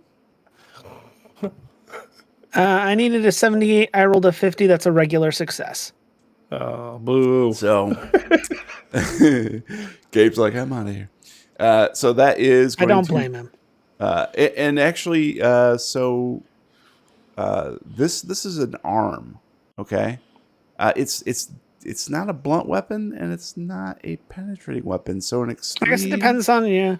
Yeah. It'd be interesting. Did the rules define a gunshot as a penetration? Right. Well, in this case, it's a hand from the zombie girl. So that is neither really a blunt weapon. No. It's not a club. It's I not mean, a thing. And it's not a penetrating weapon, technically. Right. So I'm going to rule that Pippa, go ahead and take 2 hit points back. You only took 1 hit point. Okay, I was wondering because it's an unarmed attack. Yeah. You know what I mean? Yeah. There's no weapon involved. It's but slightly different. Well, in this but, case, it is an armed attack, but yeah, literally. And same for you, Rocky. You take 1 point of damage. What does that leave you with? 10. Okay. So again, the thread lashes This out many. and just gives you like a little bit of a singe on the side of your face, just like a little. The thread whips out and scrapes your face, tearing a little chunk of flesh off, and causing you to nix your shot. Unfortunately, now. Well, that wasn't very nice. Save us. Now, zombie I girl. was going to, but now that you've done that, Yeah, deals now with you the ruined table. it. You ruined it. Okay, so Thread Girl number 3 is going to lash out, and you are outnumbered, so you can't really dodge or defend against this. So, boom, need a 30, roll a 63. You were able to flinch back just in time from the previous attack, where this creature could not get to you in time. All right, so we are at... Wag my finger at her. Okay, so that was 1 and 2. Okay, so we're at top of the round, guys. This is round 3. And Finally. Rocky, you're up to do something. Up all night to get lucky. We're just gonna keep plugging away because it's the best option I have. Okay. Take another shot at, I guess, girl number 2. Okay, the one that you've been pegging. And in this case, she's gonna dodge. So go ahead and roll. Cribbish? I needed a 78. I rolled a 63. That's a success for 10 points of damage. Wow. All right. So she needed a 17, rolled a 50. That's a fail for dodge, and you decimate her. She did. You blow off the rest of her face, and she is out of contention. Thread Girl number 2 is Gonzville. And I'm going to go ahead and remove her. Boom. And that, my friends, is the danger of predictability in combat. See, I knew exactly where she was going. I knew exactly what she was going to do, and you take advantage of these moments. All With right. your bonus turn, instead of talking, will you shoot the lock off? Pippa, you're up. Sickle, come and get Gil. All right. Sickle on Zombie Girl number 3, I believe. Or I could spray pepper spray at my own face. Oh, that's true, too. Going to attempt to dodge. Okay. I rolled a 20. I needed a 25, excuse me. Rolled a 19. That's a success with 6 damage. All right. I need a 17, roll a 38. That's a fail. Your sickle. Please describe what your sickle does to this thing to kill it. At this point, I just did a lash out swing. I didn't prep. I didn't think it through. I just swung it naturally. I caught just under the left arm with an upward motion. So it went in just under the arm. And then you tell me how, if she's dead, I'll tell you the rest. Mm-hmm. If she's not, okay. Dead, yeah. This is the killing blow. Okay. And with that pull, realizing that I hit, I pulled up as hard as I could, straight up into the air, and separated out the other shoulder. Nice. Okay. So and under the arm, up through, and out the other shoulder. So it just slide up. Lovely, lovely. All right, there's only one thread girl left, and she's on Rocky. So she's going to take a swing at Rock. What are you going to do? Me. I'm going to pivot fresh from taking care of that other girl, and I'm just going to pivot on my heel and take a shot at the incoming enemy. All right, Heel fighting toe back. kick. Go ahead and roll. I needed a 78. I rolled an 83. That is a failure. I need a 30, roll a 68. That's also a failure. So Spend the luck. comedy of errors. You attempt to pivot, and your foot hits the lock, the padlock, causing you to stumble slightly. And so you're thrown off balance just as the thread girl launches herself at you, and you both end up. She is now standing on top of the trapdoor. And it is round 4. Would you mind moving? I'm trying to leave. And Rocky, you're up with the gun. Excuse me. Excuse me. Well, now you're just in my way, and I'm going to raise my gun and take another shot. Nice. How many bullets you have left? 3 after this shot. I have 4. Alright. I'm firing one right now. Cool. Go ahead and roll, and I'm going to dodge. I needed Or a fight 78. I rolled a 32. That's a hard success. Cool. For 4 points of damage. I needed a 30 Balls. and rolled a 14, which is a hard success. I'm the defender, so defender wins and ties. Mhm. And you take 1 point of damage as she tears a chunk of flesh off the other side of your face. It's so cute. So cute. Just Pippa, trying to you're get up. Those cheeks. I'm going to realize how horribly that he's doing. No, I'm just kidding. No, I'm going to step in and try to assist. Okay. So is that with a sickle, you mean? Yep. Okay. Yep. So Been doing good so far. this critter is now outnumbered by you guys. Yeah. So it cannot defend against you, so go ahead and roll. Okay. Whew. I needed a 25, rolled a 51. Unfortunately, that is a successful fail. Yep. So you step forward, raising the sickle high above your head, and immediately slip in some of the intestines, and you're thrown off a little bit. So. They were the small intestines. And now the thread girl hears you and pivots and tries to strike you. What would you like to do? No, she doesn't. What would you like to do? Be like, right there, you see him? That's Rocky. Get him. Go. Get him. I'm going to try to dodge. Okay. Go ahead. I need a 30, roll a 2, extreme success. I needed a 33. I rolled a 28, which is also an extreme success. Nice. It's just a regular success. Not extreme, just a regular success. Cool. All right, so you take 3 points of damage. Uh-oh, now I has troubles. Now you is troubles. That brings me down to 5 out of 9. All right, so I'm just going to double check wounds. Single attack does more. So still not a major wound. Nope. So, I don't but think they Major can wound do that reported for because duty, their sir. maximum is 3. It's 3, yeah. So, yep, you are still standing, but quite a bit wobbly, right? You got 3 points left, is that right? 5 left. 5 I'm all left. Okay. Gotcha. Because we took back that 2 from previous, Yes. right? Got it. Yes. All right, I see a note here from Matt for next time from the rulebook. If the attacker achieves an extreme level of success with an impaling weapon, blade, or bullet. So bullet is Oh, nice. considered I'm assuming a- impaling and penetrating is same thing. They just Right. Got it. moved Okay. language around. So we can say that bullets are impaling. Yeah, That's what it boils down to. but Okay. thread is not. Okay. right. And I can make a note of that here. Oh, good idea. Because we Boom. will. It'll come up again. Yes, it In will. 4 years. Bullets are impaling. How do we say back Yeah, so next time it happens with a bullet, or it's maximum damage plus damage, maximum damage bonus, and then an additional damage roll on top of that. Yep. And that is in that cheat sheet that's referenced in the combat. Okay, so that was Thread Girl. Did quite a bunch of damage to you. We are now on to Rocky, top of the round. Get her out of here, Rock. So if you would just step aside, I wouldn't have to. Oh, God damn it. I stepped the wrong way. Not you. I'm going to shoot her again.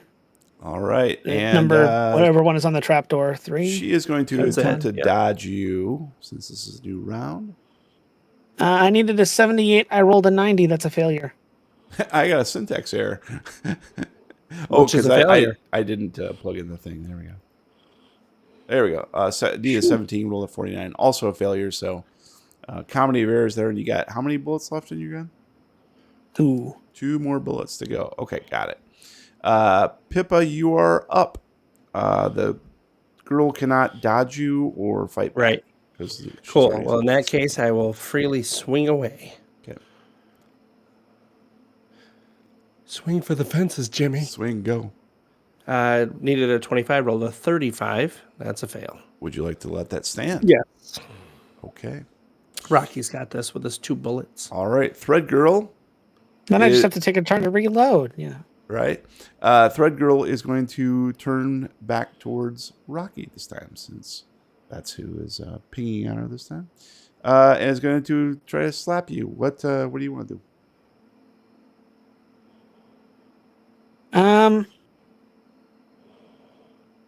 So I only have 2 left, and then I'm gonna have to burn a turn swapping mags.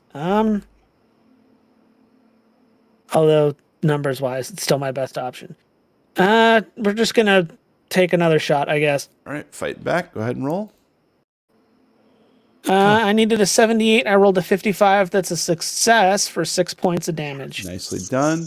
I needed a 30, rolled an 80. That's a failure. So your defense takes place. And not quite dead. You did quite a bit of damage. We'll say you took off one of the arms, hit it in the shoulder, and the arm just falls to the floor. And the thread withers and turns black. Well, that was rather disarming. Oh. You see what I did there, Pippa? You see, All right. So I smack my forehead. believe it or not, we're at the top of the round. So, Rocky, you get the ups. well, Last bullet. one in the chamber, and I'm going to spin and shoot the other girl. There's only the one girl. Ah, right. The Turn other 2 over. are dead. So, yeah, okay. So, Nighty night. and she is going to. You gonna shoot me? She's going to dodge. Try to dodge. I rolled a 78. I needed a 78. I rolled a 66. That's 2 points of damage All right. and a success. I needed a 17. Roll a 27. That's a failure. So, please describe what happens when you kill this thing. Kill it. So after losing the first arm, it's a little pissed. So it, like, full on rears back and goes out to punch, swings the arm all the way out, and then looks over to realize that not only did it miss me, but my gun is now pointed directly between where the eyes would be, and I pull the trigger, and brains just out the back. Brains and yarn just everywhere behind her. And intestines. Nice. Lovely. And as soon as the brains spatter onto the floor and the swirl of smoke escapes the tip of your gun, you hear beneath your feet the metallic clank as the padlock unlocks itself. Now it is going. We got past that level, boss. And we're going to switch back to Roy. Roy, can you hear me? I can hear you breathing. I can hear you now. Oh, good Good. God. For a minute there, I lost all connection. Are Rocky and Pippa there with you? Any sign of the gem yet? Well, they're here somewhere. I haven't seen it, though. Oh, okay, so you haven't seen the gem, but you think Rocky and Pippa are there somewhere? That's what it seems like. Can't be 100% sure. Okay. Well, Look, I don't know if you remember, but I left some ghost hunting equipment in the foyer. Maybe that'll help you track down the gem. And while you're doing that, I will try to reestablish communication with Rocky and Pippa. Now that I can talk to you, I'll try them. Yeah. Hey, were people supposed to be here? I'm sorry, people? Yeah, were there supposed to be inhabitants of this place right now?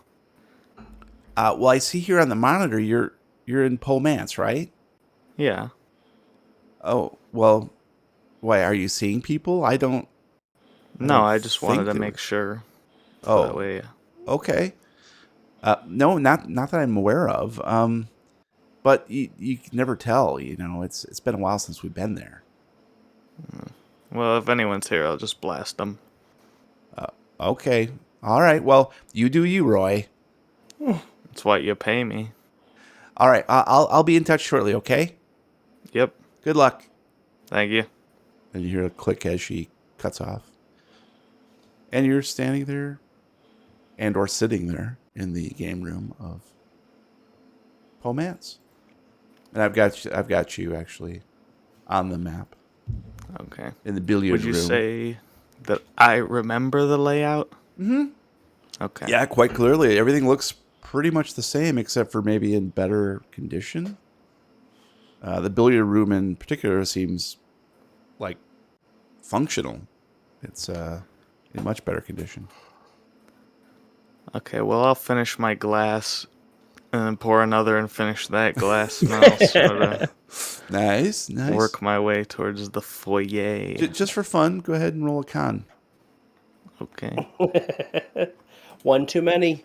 I needed a 60. I got a 32. Nice. It's a success. So the Campari If just... Arroyos can do one thing, it's hold our liquor. That's true. And speaking of which, yeah, you feel the Campari just sitting nicely, comfortingly in the bottom of your gut, warming your esophagus and providing you with maybe a bit more bravado than you ordinarily would have in this situation. Uh-oh. Everybody put their phones down. Well, I will confidently make my way to the foyer. All right, so it's just down the way here, so we'll move you. I don't know if you can see that, but so the foyer is actually right here. Ta-da, just to the south of the staircase hall, just beyond the entrance and the vestibule. And sure enough, you see a pile of equipment, much the way that you remembered it being initially back when you were first here at Pomance. You see there is an EMF meter, a full spectrum POV cam, handheld thermal cams, an Ouija board, a spirit writing kit, and a dark-haired, dark-eyed doll in a red dress that looks very familiar. And its glassy eyes stare at you. I'll walk over and turn the doll around so it's not looking at me. And as you do so, you hear, "I like pudding."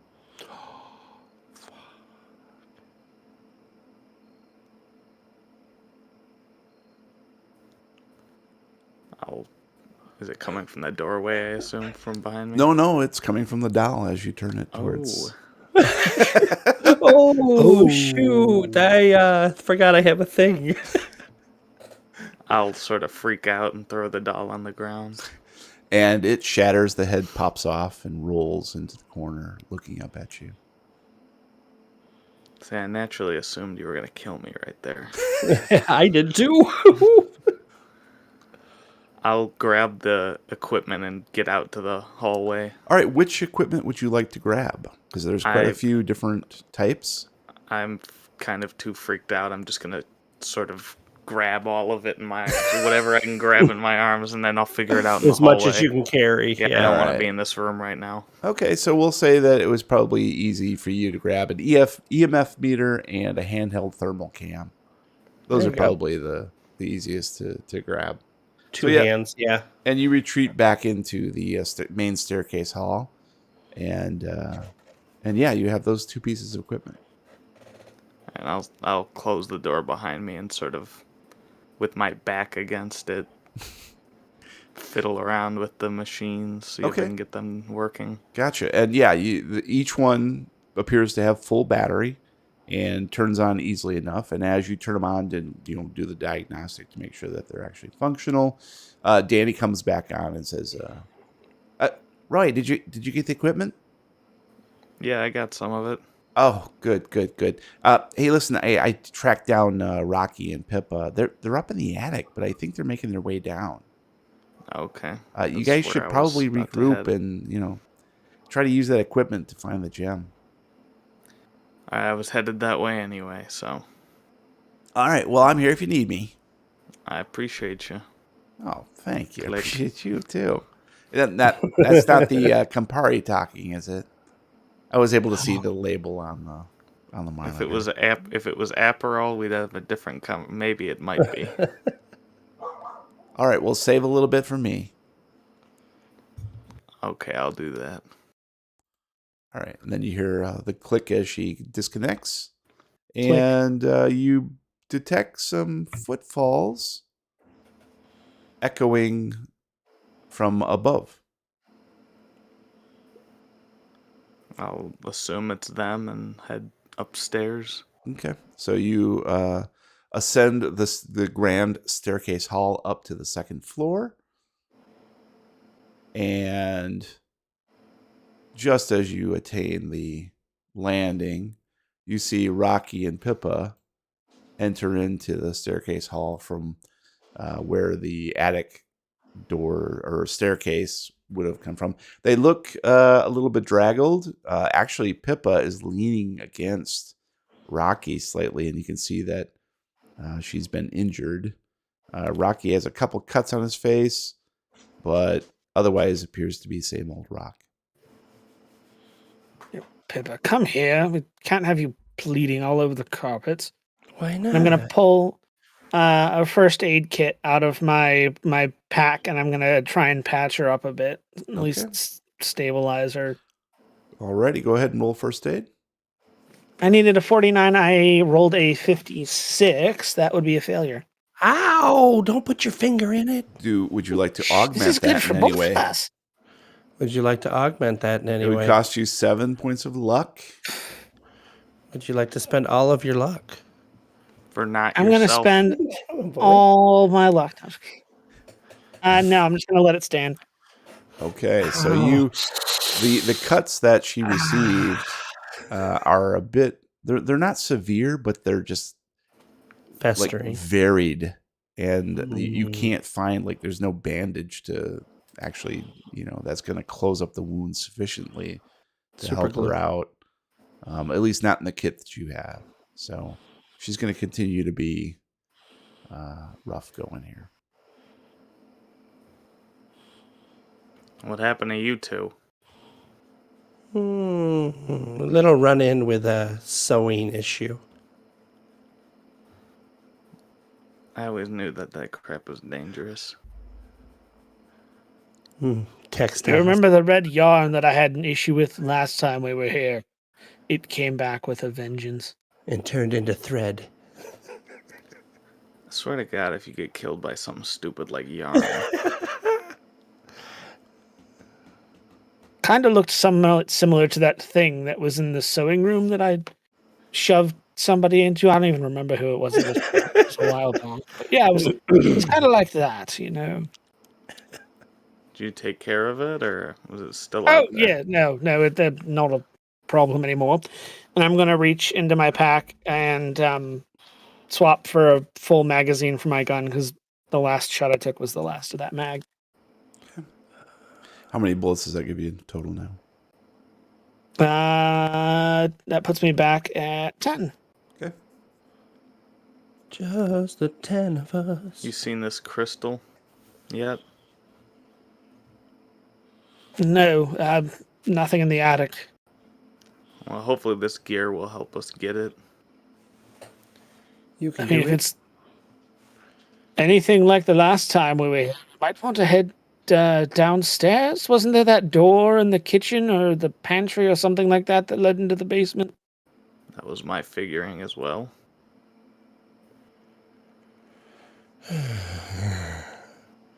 Can I try If first we aid get- on myself? Because my arm is really throbbing. Sure, yeah, go ahead. Try it.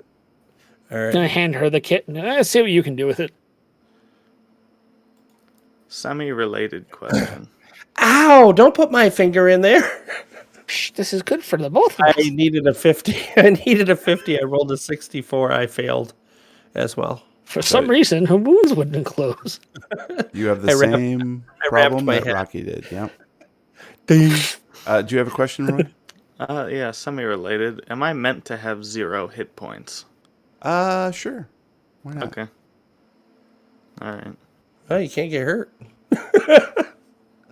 Yeah. I mean, it depends. If this is stored on like a 32-bit integer, all you have to do is lose 1 hit point, and you'll underflow back up to the top, and you will have a lot of hit points. Nice. It's math. True. Still math. Nice. Math. It's math. All right, well, let's get this show on the road. Yeah, let's hit the basement. All right. So who's leading? I'm going to be in the middle of whoever's. I'll get us If I down there. I got the remember- equipment.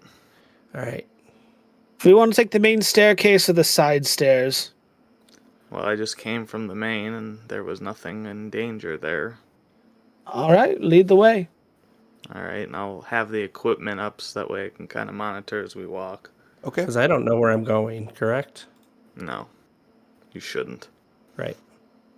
All right. So I got to stick close to them. So you go back down to the ground floor. Did you say you're going just down the main staircase here? Yeah. I think because Okay. we're Yeah. right by it. Awesome. I'm gonna put you right all the way down here. Yeah. And you died. Everybody died. Everybody dies, please. And the Chandeliers stairs up turn your into a ass. slide. Yep. And you head again to the east, where the The stairs east. down to the basement are in the servants and dining room section. And as you move away from the foyer and vestibule, your equipment, in particular the EMF meter, begins to wane. Hmm.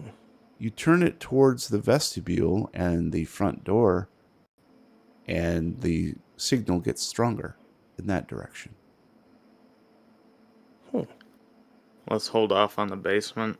Let's check this out. What do you think it is? Ghosts and ghouls. Oh, boy. As long as it's not spooky, scary skeletons.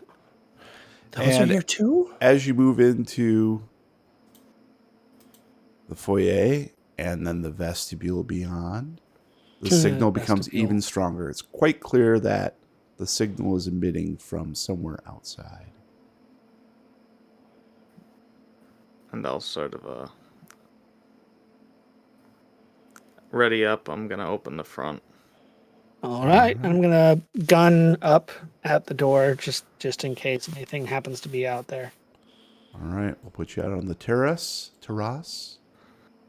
Outside Terrace, Pomance, thank you very much. it is perpetual night. Nice. Overhead, the full moon leers down from a black, starless sky with avid interest, casting the landscape in a pale, ghostly luminescence which drains everything to shades of gray.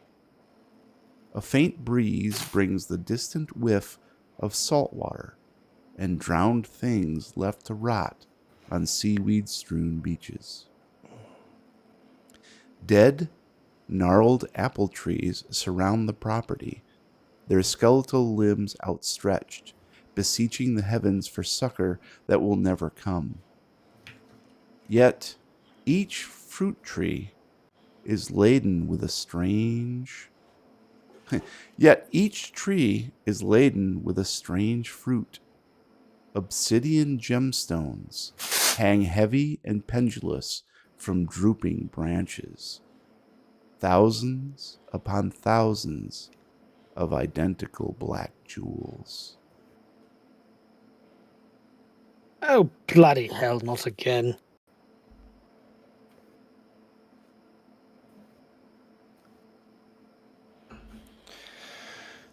Which one did we need?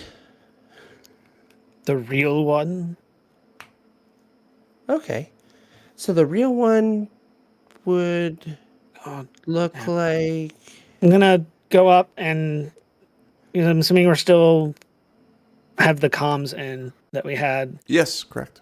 I'm gonna go up and kind of tap on my ear. Go, Danny, are you there? Can you hear me with this thing? yes, Rock. What's up? Minor problem. Left the manse. Found a bunch of trees. Every single tree has a bunch of identical looking of our obsidian gems hanging from the branches. You wouldn't happen to have any idea on how we could tell which one is the real one, would you? Well, Like, imagine like a full-on like apple orchard, but instead of apples, they're obsidian gems. If that helps. does the equipment point you in a particular direction? You got anything, Roy? And I'll sort of wave it around and see if I can lock in a space. I can't tell what's going on. So you take the EMF meter and move it to the left and the right, and sure enough, the signal wanes or waxes depending on which way you're pointing it. And It's a obviously, Brazilian. it's pointing deeper into the apple orchard. Hey, Follow the screams of the Rock, wax. I'll be able to pinpoint the direction, but it's going to be tough to find the exact tree. Hopefully, we'll get some sort of sign as we get close. I think It I looks see a like for sign now over the there. EMF meter is at least giving us a general direction. We'll keep you updated as we wander out. All right, good luck, guys. Thanks. I Click. guess we better get looking. I mean, if that thing is giving us a direction, Let's by go. all means. Well, I'm gonna maybe gesture we should towards the talk about trees. it. Just stick together on this one, can we please? I've never been here, so I'm gonna stick with you guys for sure. Well, we're kind of at a place that we haven't been here. Here? Here. Oh, okay. No, there. We've been here, but we haven't been here. Here? And we found it. Oh, did you know, leave the porch? I didn't hear anybody say I'm we're I'm leaving waiting. the porch. I'm in the middle. I'll start walking in the direction. Back into the There we house. go. There we go. So yeah, Roy is leading the trio and walks deeper into the orchard tree, and it's very eerie to see all of these black jewels refracting and reflecting the moonlight, almost as if they're eyes looking at you from every direction. Don't And touch anything. but the EMF meter is quite accurate in leading you toward a semi-clearing where the apple trees have parted slightly, and in the center of this clearing is a much older, ancient apple tree standing a bit taller than the rest, with the same cloned gemstones hanging. Its gnarled and knobby branches hanging down. And I'm going to need No. To give everybody us the to make a answer? spot hidden, please. Okay, I like that. I'll do that. I like That's- them There it apples. is. It's all right. I do not like them apples. I needed a. Oh, that was the wrong button. That's why. Sorry. I clicked slide. I was off by one. I clicked So the- sleight of hand, not spot hidden. Spot hidden used to be at the top. Oh, is that what it was? Uh-huh. Okay. Yeah, that's probably what did me in. All right, so Rocky and Roy both fail, but Pippa, I needed 45. I rolled a 5, which is an extreme success. all right. It almost feels like it's pulsating for some reason. It's clear as day. Nicely done. So, Roy leads the three of you toward this tree, and as you get closer, you can see that there is a knot hole where a branch had been pruned long, long ago. And Stick your. inside this knot hole is another obsidian gemstone. It strikes you as odd because it's not hanging from one of the branches. It's tucked into this knothole. Well, And as you where get, is it? I'm sorry? Where is it at? It's not in the hole. Yeah. So where is it? Har har. So as Pippa Sorry. steps closer, very drawn toward the curiosity of it,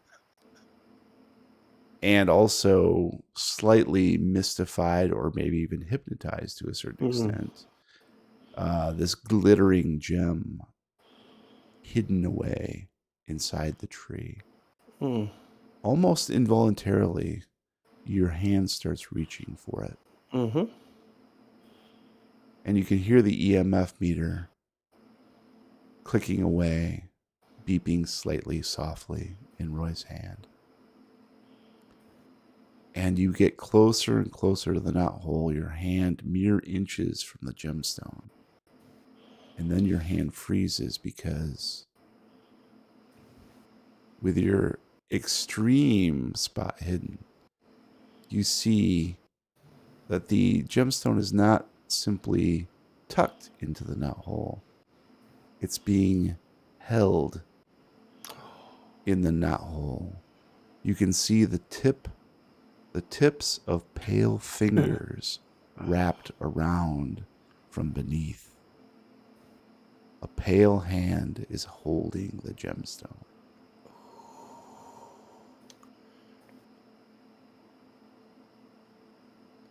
It's only one thing to do. We're going to burn it down. As Or I was is it stepping down? forward, I realized that I'm going to put my arms out like a mom and stop them from coming forward. I'm And going to say, bump into you because this whole time I've just been facing away from the main tree towards the trees behind us with my gun up, making sure nothing is coming up behind us. I'm going to apply pressure, so it'd be on Rocky's lower back and Roy's hip, and I'm just going to tap and push back and take a step back, like come back, back up, back up, back up. Gonna grab our ears and drag us. Yeah, you get over here right now. Ow. Wise guy. I didn't mean it, Mom. I'm going to get in between the boys, and I found the stone, but there's something in that tree, and it's got a grip on it. I saw the fingers holding it. Now, Pippa, you do have an advantage because you have seen and studied with your extreme spot hidden. Mm-hmm. You realize, three of you realize actually, but maybe Pippa even more so, that you really, if you want to retrieve this gemstone, you could do one of two things. Ooh. Or there Burn might the be other tree down. options, but the ones that are most apparent to you are you could simply snatch it, Sleight of hand. Burn the tree Or you're going to have to wrest it from the grip of the just raw strength. Okay. Burn the tree down. Now, you, because you have spotted it so well, have a bonus die on sleight of hand. Okay. What's that die, though? That is, you roll a d10. That's what bonus dies are. Oh, yeah. Yep. I only have 25, though, in sleight of hand. That's correct. Oh, you beat me. I only have a 20. 20. I know. I saw you roll that wrong roll. Mm-hmm. I have a 10. So Pippa does have the best chance if you wanted to snatch it. Otherwise, it's going to be... It'd be strength. It's going to be... You're going to have to wrestle the thing. Okay. What's Gabe, get in there. You know a lot about wrestling. Oh, yeah. From the top rope. And really, you have one attempt at this. Right. Oh, God, where'd that chair come from? Who has the best strength? 50. 50. And no bonus die on that. 75.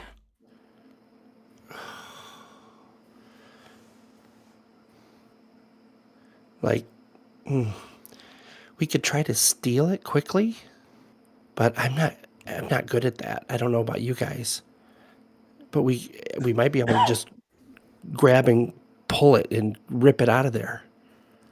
What do you If think? you try and steal it and fail, it's gonna turn into a grab and pull match. So that's how I If look we're at lucky, who's to say it's not going to, I don't know, disappear back into the tree? The tree, right? it. Shut up, nerd. Rocky, do you think you can grab it and rip it out of there? I mean, I'm willing to give it a think shot you're if that no one mean. else wants to. Well, I don't have the grip strength. I'm working on it. It's getting better. But I don't have the grip strength, I don't think, to pull it out of there. I've been feeling weak the whole time we've been here. All right. I guess it's up to me. All right. I'm going to tuck my gun back into the holster and step up to the tree, study the gem for a moment, look at it, Roy, let's go. and then we're going to kind of plant one foot on the base of the trunk so I have something to push off against. And we're going to reach in and grab it and immediately, just as much strength as I can muster, yank back out of the knot. All right. He's going to yank his knot. Good luck to you. Roll your strength, please. It's bad when the... Oh, my I God, needed a baby 75. Jesus. I rolled a 90. That's a failure.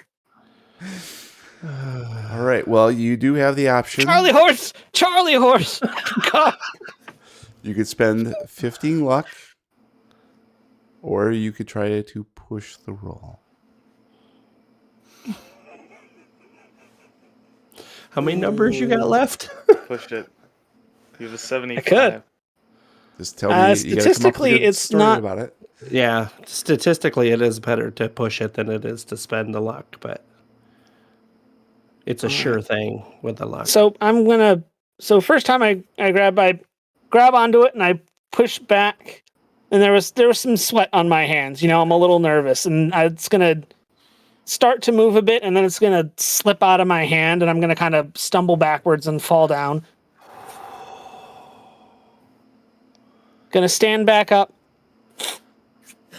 crack my knuckles a bit, loosen up my shoulders. Make sure I wipe my hands off so that they're nice and dry. Plant my foot back on the tree. We're going to reach back in and we're going to push the roll and try and grab it a second time. You got to yell that, though, as you do it. You got to say, push the roll! Whammy, no whammy, Oh, no go ahead. whammy, no whammy. I needed a 75. I rolled a 21. That is a hard success. Okay. Penalty So- Doing die. some No, calisthenics. just kidding. The gem plucks unwillingly from the grasp of the pale hand inside. The ground beneath your feet trembles as massive roots emerge from the soil, pushing the trunk of the old apple tree from its moorings. As the tremors shake the earth, all of the other surrounding fruit trees begin to transform, becoming two-dimensional cardboard representations which wobble in the night air before falling to lie flat in the dirt like discarded artwork created by children. The pale hand emerges from the knothole, seeming to probe the air, looking for something or someone. In response, the boughs quiver. I screwed that up. In response, the boughs quiver in the uprooted wooden bulk with anticipation as it shifts forward in pursuit. Now, I'm going to need everybody to roll sanity. For what? Number one. What? It's just a tree. Awesome. I needed a 65. I rolled a 90. That's a failure. Okay. Oh, yeah. I need a 43. I got a 23. I needed a 66. I rolled a 16. That's Excellent. So I'm only going to take 3 need points. Rocky to roll D10, please. Ay, Dios mío, se move. That would be 4. 4 points of sanity damage. Story-wise, it makes sense. It Yeah. does. And Rocky and Pippa, Roy and Pippa, sorry. Somebody. Please roll D3. That could be a D6 divided by 2 if you want. And I see Gabe is frozen. I don't know if he's still connected or not. I rolled a 6, so that's a 3, right? That's a 3, A correct. 3, okay. We're going to pause here as we see if Gabe is disconnected. Okay. I'm assuming that's sanity I took. That's correct. I know there's 3 a way points. to roll a d3. Yeah. You can actually plug in. If you have the dice roll section on your character sheet, there's an option for 1d3, not the dice roller on the actual Roll20 page itself. Yep. Oh, I don't You think can I also have do that. an advanced dice roller. True. Oh, that's a Badoop. That's 2 Badoops.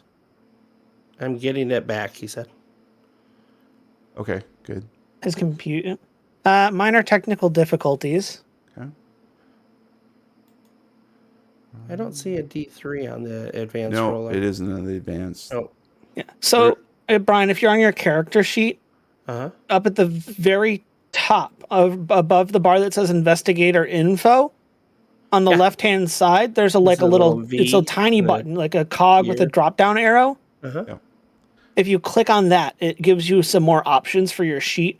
Under additional options, there's a checkbox that says common dice rolls. I have If it you checked. click that, so if you click that, there's a box underneath your magic points and your sanity that say dice rolls.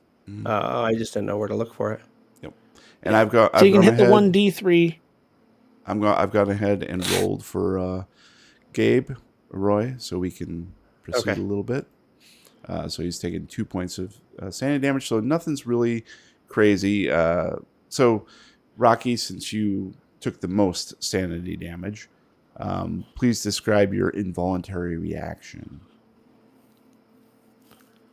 So the movement of the tree gives me a temporary flashback to when I was a kid. We were out playing down by the swamp, and back where we lived, there was this big old willow tree that we used to play around. And it sends me back to the day where, we're all down there playing, and I hear one of my brothers yell, and I look back, and everybody rushes up and grabs me and starts tying me up with the branches on the willow tree and holding me in place. And I remember just the panic of being restrained and being unable to move, and the movement of the branches and the bulk of this tree coming at me like that just set off that locked away memory in my brain, and it causes me to almost scream and kind of sprint back away from the tree in order to find some sort of sense of safety. All right. Very good. Gabe, you back? Oh, Gabe's frozen again. Oh, no. Every time I think I'm out, they keep pulling him back in. Well, it's so we Quick, play us off. Yeah, we can. We'll go ahead and proceed here. So the three of you recoil from the apple tree, which has suddenly come to life. Its outthrust, pale hand acting as its sensory gland. And it's clearly uprooting itself from the soil to give chase. And that's when you hear Danny's voice in your ear. We're just about out of time, ghost buddies. The portal's open. Get that gem back inside stat.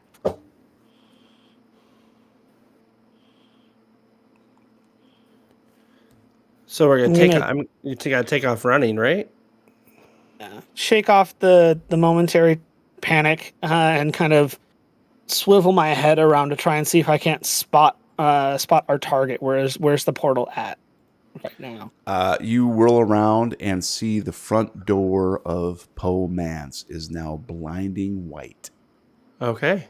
Illuminated from somewhere, looking very much like the portal that Roy had stepped into in the basement of the sub basement of Blaine Manor. Well, no need to stand around here. I say we go, and I'm going to start running towards the front door. Yep, I'm right on your tails. All right. Pulling them. Are you back with us, Gabe? Their heel. It keeps crashing. I have no idea what's going on. Okay. So you're here now, which is nice. Windows up. So it's I've already subtracted the sanity. You took 2 points. It's on your character sheet already. I rolled for you. And currently you are all three of you are running back towards Po Mance with the gem, with the tree chasing you. The front door of Pomance is now that same blinding white portal that you saw in the sub basement of Blaine Manor. And Danny has instructed you to get the gem back inside. Okay. Okay. So you're the three of you are now just balls. Booking it. Yep. And you can hear behind you the crash and thunderous reverberations of this tree chasing you. Don't look. Should we reclap quick? It like paused in my thing. Oh, your audio did too? Yeah, it paused. I didn't delete it all, but there's like a big gap where I don't have any. Okay. Yeah. We can actually, let's do a 3, 2, 1 just real quick for funsies. All right. 3, 2, 1. Good. Okay. So you reach the front, scramble up the steps to the terrace of Pomance and hurl yourselves into the blinding portal entry. As you enter through the front entry of Pomance, you feel a ripple of queasiness as the bright illumination swallows you whole. Immediately, the light fades and is replaced by total darkness in every direction. Vertigo threatens to overwhelm your senses, so you shut your eyes tightly, waiting for the jaunt to complete. When it does, you feel the weight of your body being pulled downward by the force of gravity. Pippa. With a lurch, you lean over the side of the bed and vomit onto the floor. The sickly splash reeks of half-digested bacon and coffee. Dazed, you wipe your mouth with the back of your hand and try to focus on your surroundings.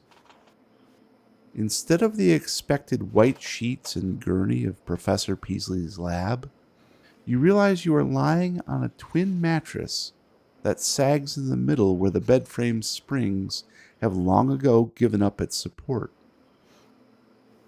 The room is likewise small, only 10 by 10, with cheap paneling that is practically rotting off the walls.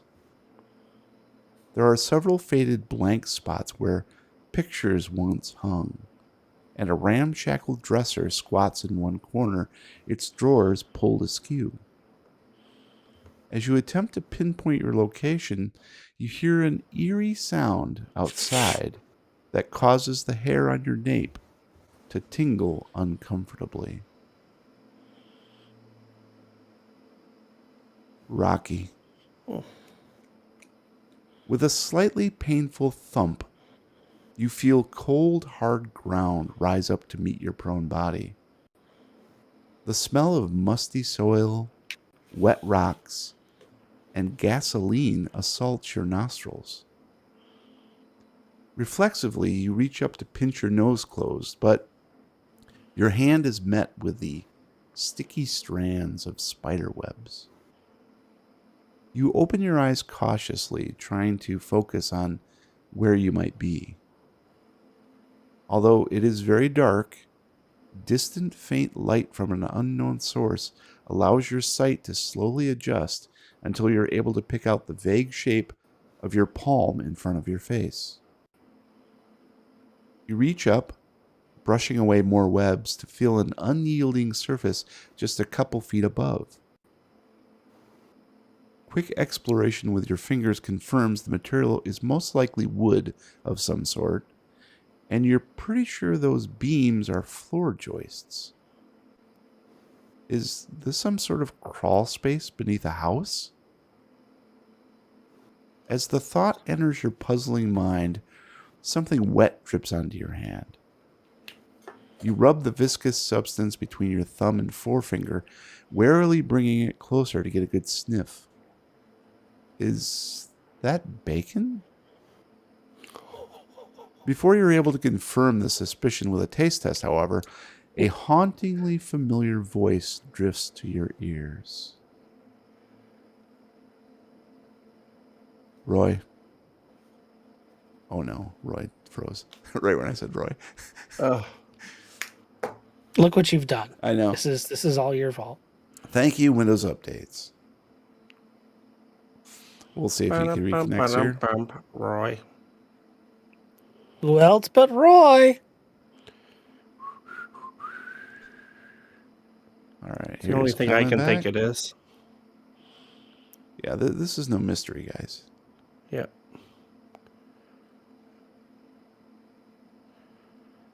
All right, here he comes. You can do it.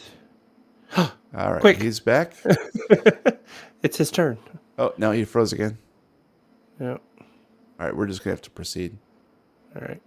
And you can listen to it later. Roy, you stand upright, packed dirt beneath your feet, and the enticing scent of white pine encircling you. We need to wrap this up. I don't know what's happening. My computer just keeps trying to.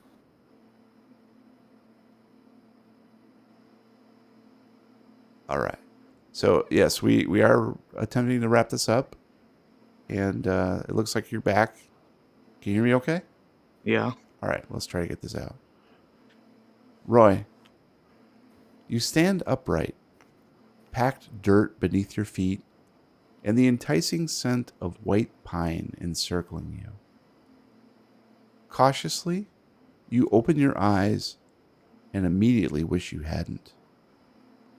Deja vu balloons inside your head. You are standing in the middle of a clearing in a Wisconsin forest, trees looming at every compass point. Here, in front of you, is Clyde Bauman's cabin in the woods.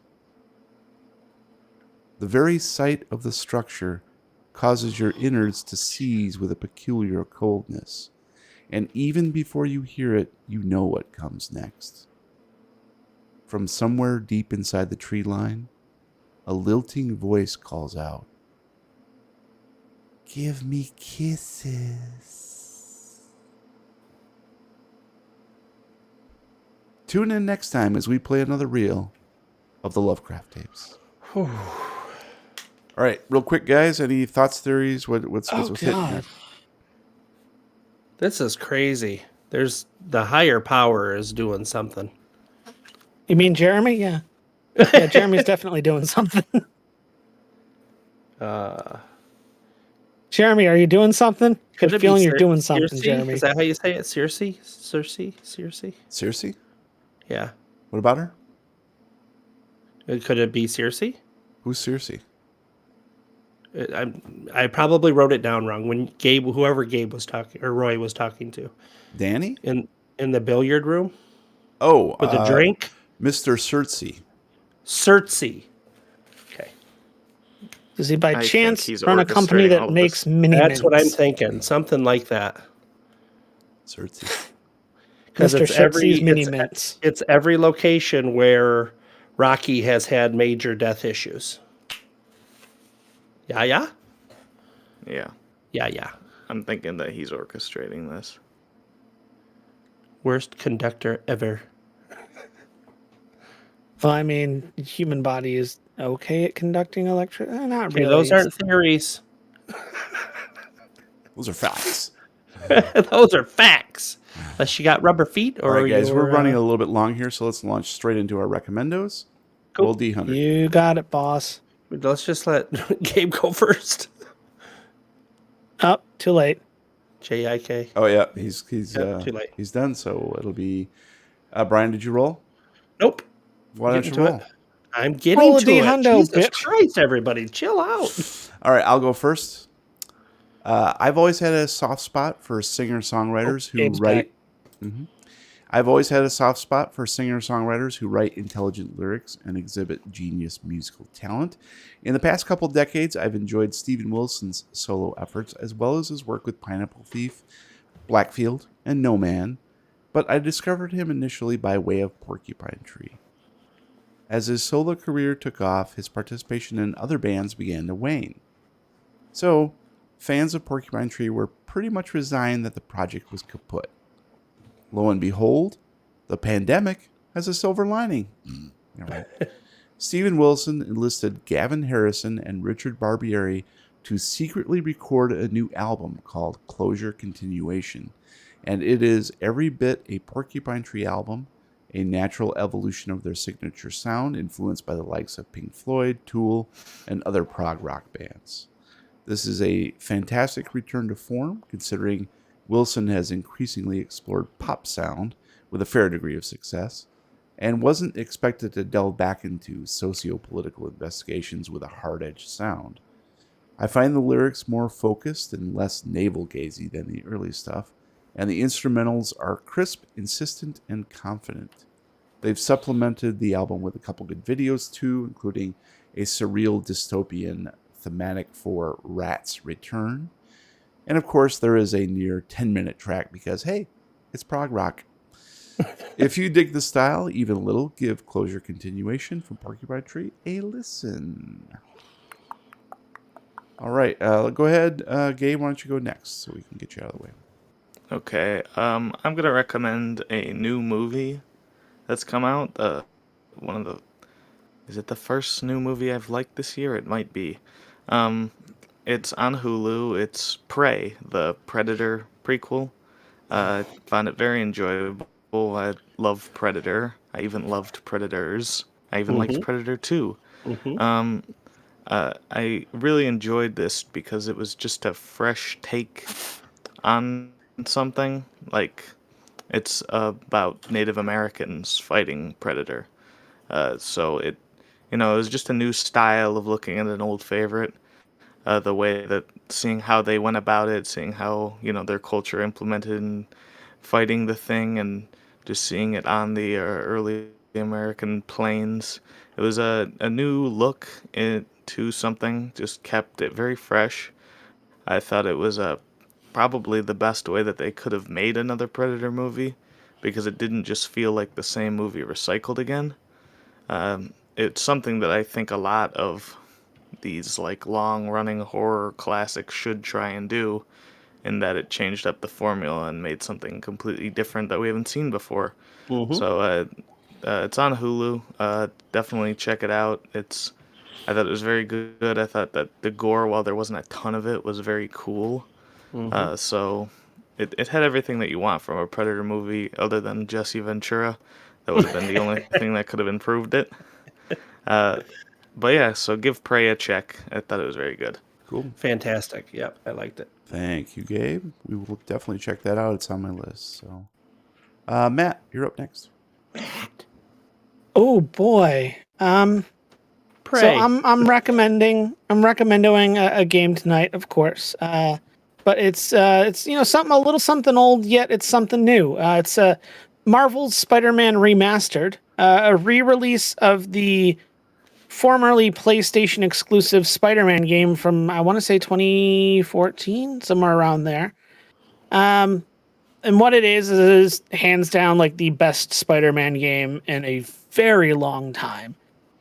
It's very much a classic tale. You have, Peter Parker in New York with taking on some of the classic baddies. You see Shocker, you see Scorpion, you see some of the favorite rogues gallery in there, and it's just him trying to balance being Peter Parker and still trying to save New York from all these bad guys. The movement is spot on. It's so much fun just to swing from the buildings in New York and to zip around that I haven't ever touched fast travel in the game because it's more entertaining to just move around. Combat is really great. They borrowed the Batman Arkham style system where you're jumping around and you get a prompt above your head to dodge. And between the fluid movement and the wide range of gadgets you get, it just brings a lot of variety and a lot of style to combat, and it really makes you feel like you're Spider-Man. You're, dodging them out of the way of bullets and punches while you're, bouncing around, pulling people up into the air with your webs and then beating them up and then sticking them to walls. And just the game is, at this point, incredibly polished. It runs really well on PC. it is easy to get not only a good looking game, but a good looking game that holds a steady 60 FPS, which is always what I love to see on a PC port. So if you're a Marvel fan, if you're a Spider-Man fan, if you're looking for just a really great, fun game, grab the remaster of Spider-Man, which is out now on Steam, because it's just a good time. I'm having a lot of fun with it. Bonus points, it runs really well on my Steam Deck. So if you're looking for something to do while you're out and about, you can play Spider-Man on the go. Cool. Thank you, Or on Matt. the toilet. Or on the toilet, yeah. Or on the toilet. Yes, I have done that. In the toilet. Yeah, that's gross. All right. Thanks, Matt. Appreciate that. And Brian, close us out. Deck. I'm going to recommend Yacht Rock. No, I'm just kidding. I'm going to recommend a website where you can order meat. It's called wildforkfoods.com. Didn't you do this one already? I checked. It wasn't on the list. Did I do it? I thought you did. I don't know. But go ahead. Go ahead. I'll All cut it right. out if you did. I can do another one. I've got a list, but no, I don't know if I did it. And there goes all my confidence. That's life, I guess. So I was having a hard time finding meat locally, and the stuff you could find was pretty bad and very expensive.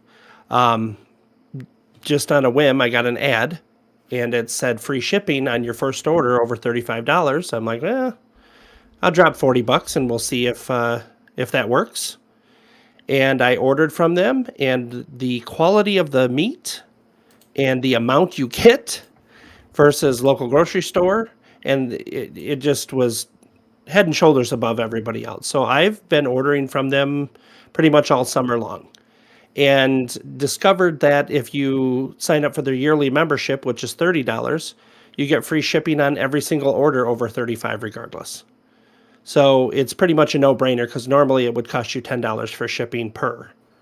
The other nice part is they ship it overnight, and it's in a cooler with dry ice, and it keeps everything nice and chilled and cold and ready to go. So check it out. It's wildforkfoods.com. Otherwise, I will have another one to record later. We'll see. All right. Thanks, guys. And that's going to be it for this episode of Lovecraft Tapes. Thank you for listening. Please subscribe on whatever podcast platform you prefer. If you like what you hear, please leave us a review. Meanwhile, you can find us at lovecrafttapes.com with links to all our hashtag recommendables and social media channels, including Reddit, YouTube, and our Discord server, where you can chat with us in real time. You can find me on Twitter at Lovecraft Tapes. And if anybody can tell me why this bacon tastes so funny, let me know on Twitter at TheRealWeirdKid. And if anyone can tell me why this bacon from the mail tastes so funny, you can find me at Lovecraft Gabe. And if anybody can tell me why the bacon... I'm going to order bacon from Wild Fork Foods. Reach out to me at Brian Podcast. Until next time, roll for kisses. Not bacon? I was going to roll for bacon. Bacon kisses. Hershey Bacon Kisses. All right. like Thanks, bacon. guys, to everybody in the chat watching tonight. Thank you. Crocy, Obsidian Phoenix, T Flip Rex, and Flying Burger 23. I think that's everybody. Appreciate 23. the look-see. And we will catch you on the next one. Have a great night. Bye.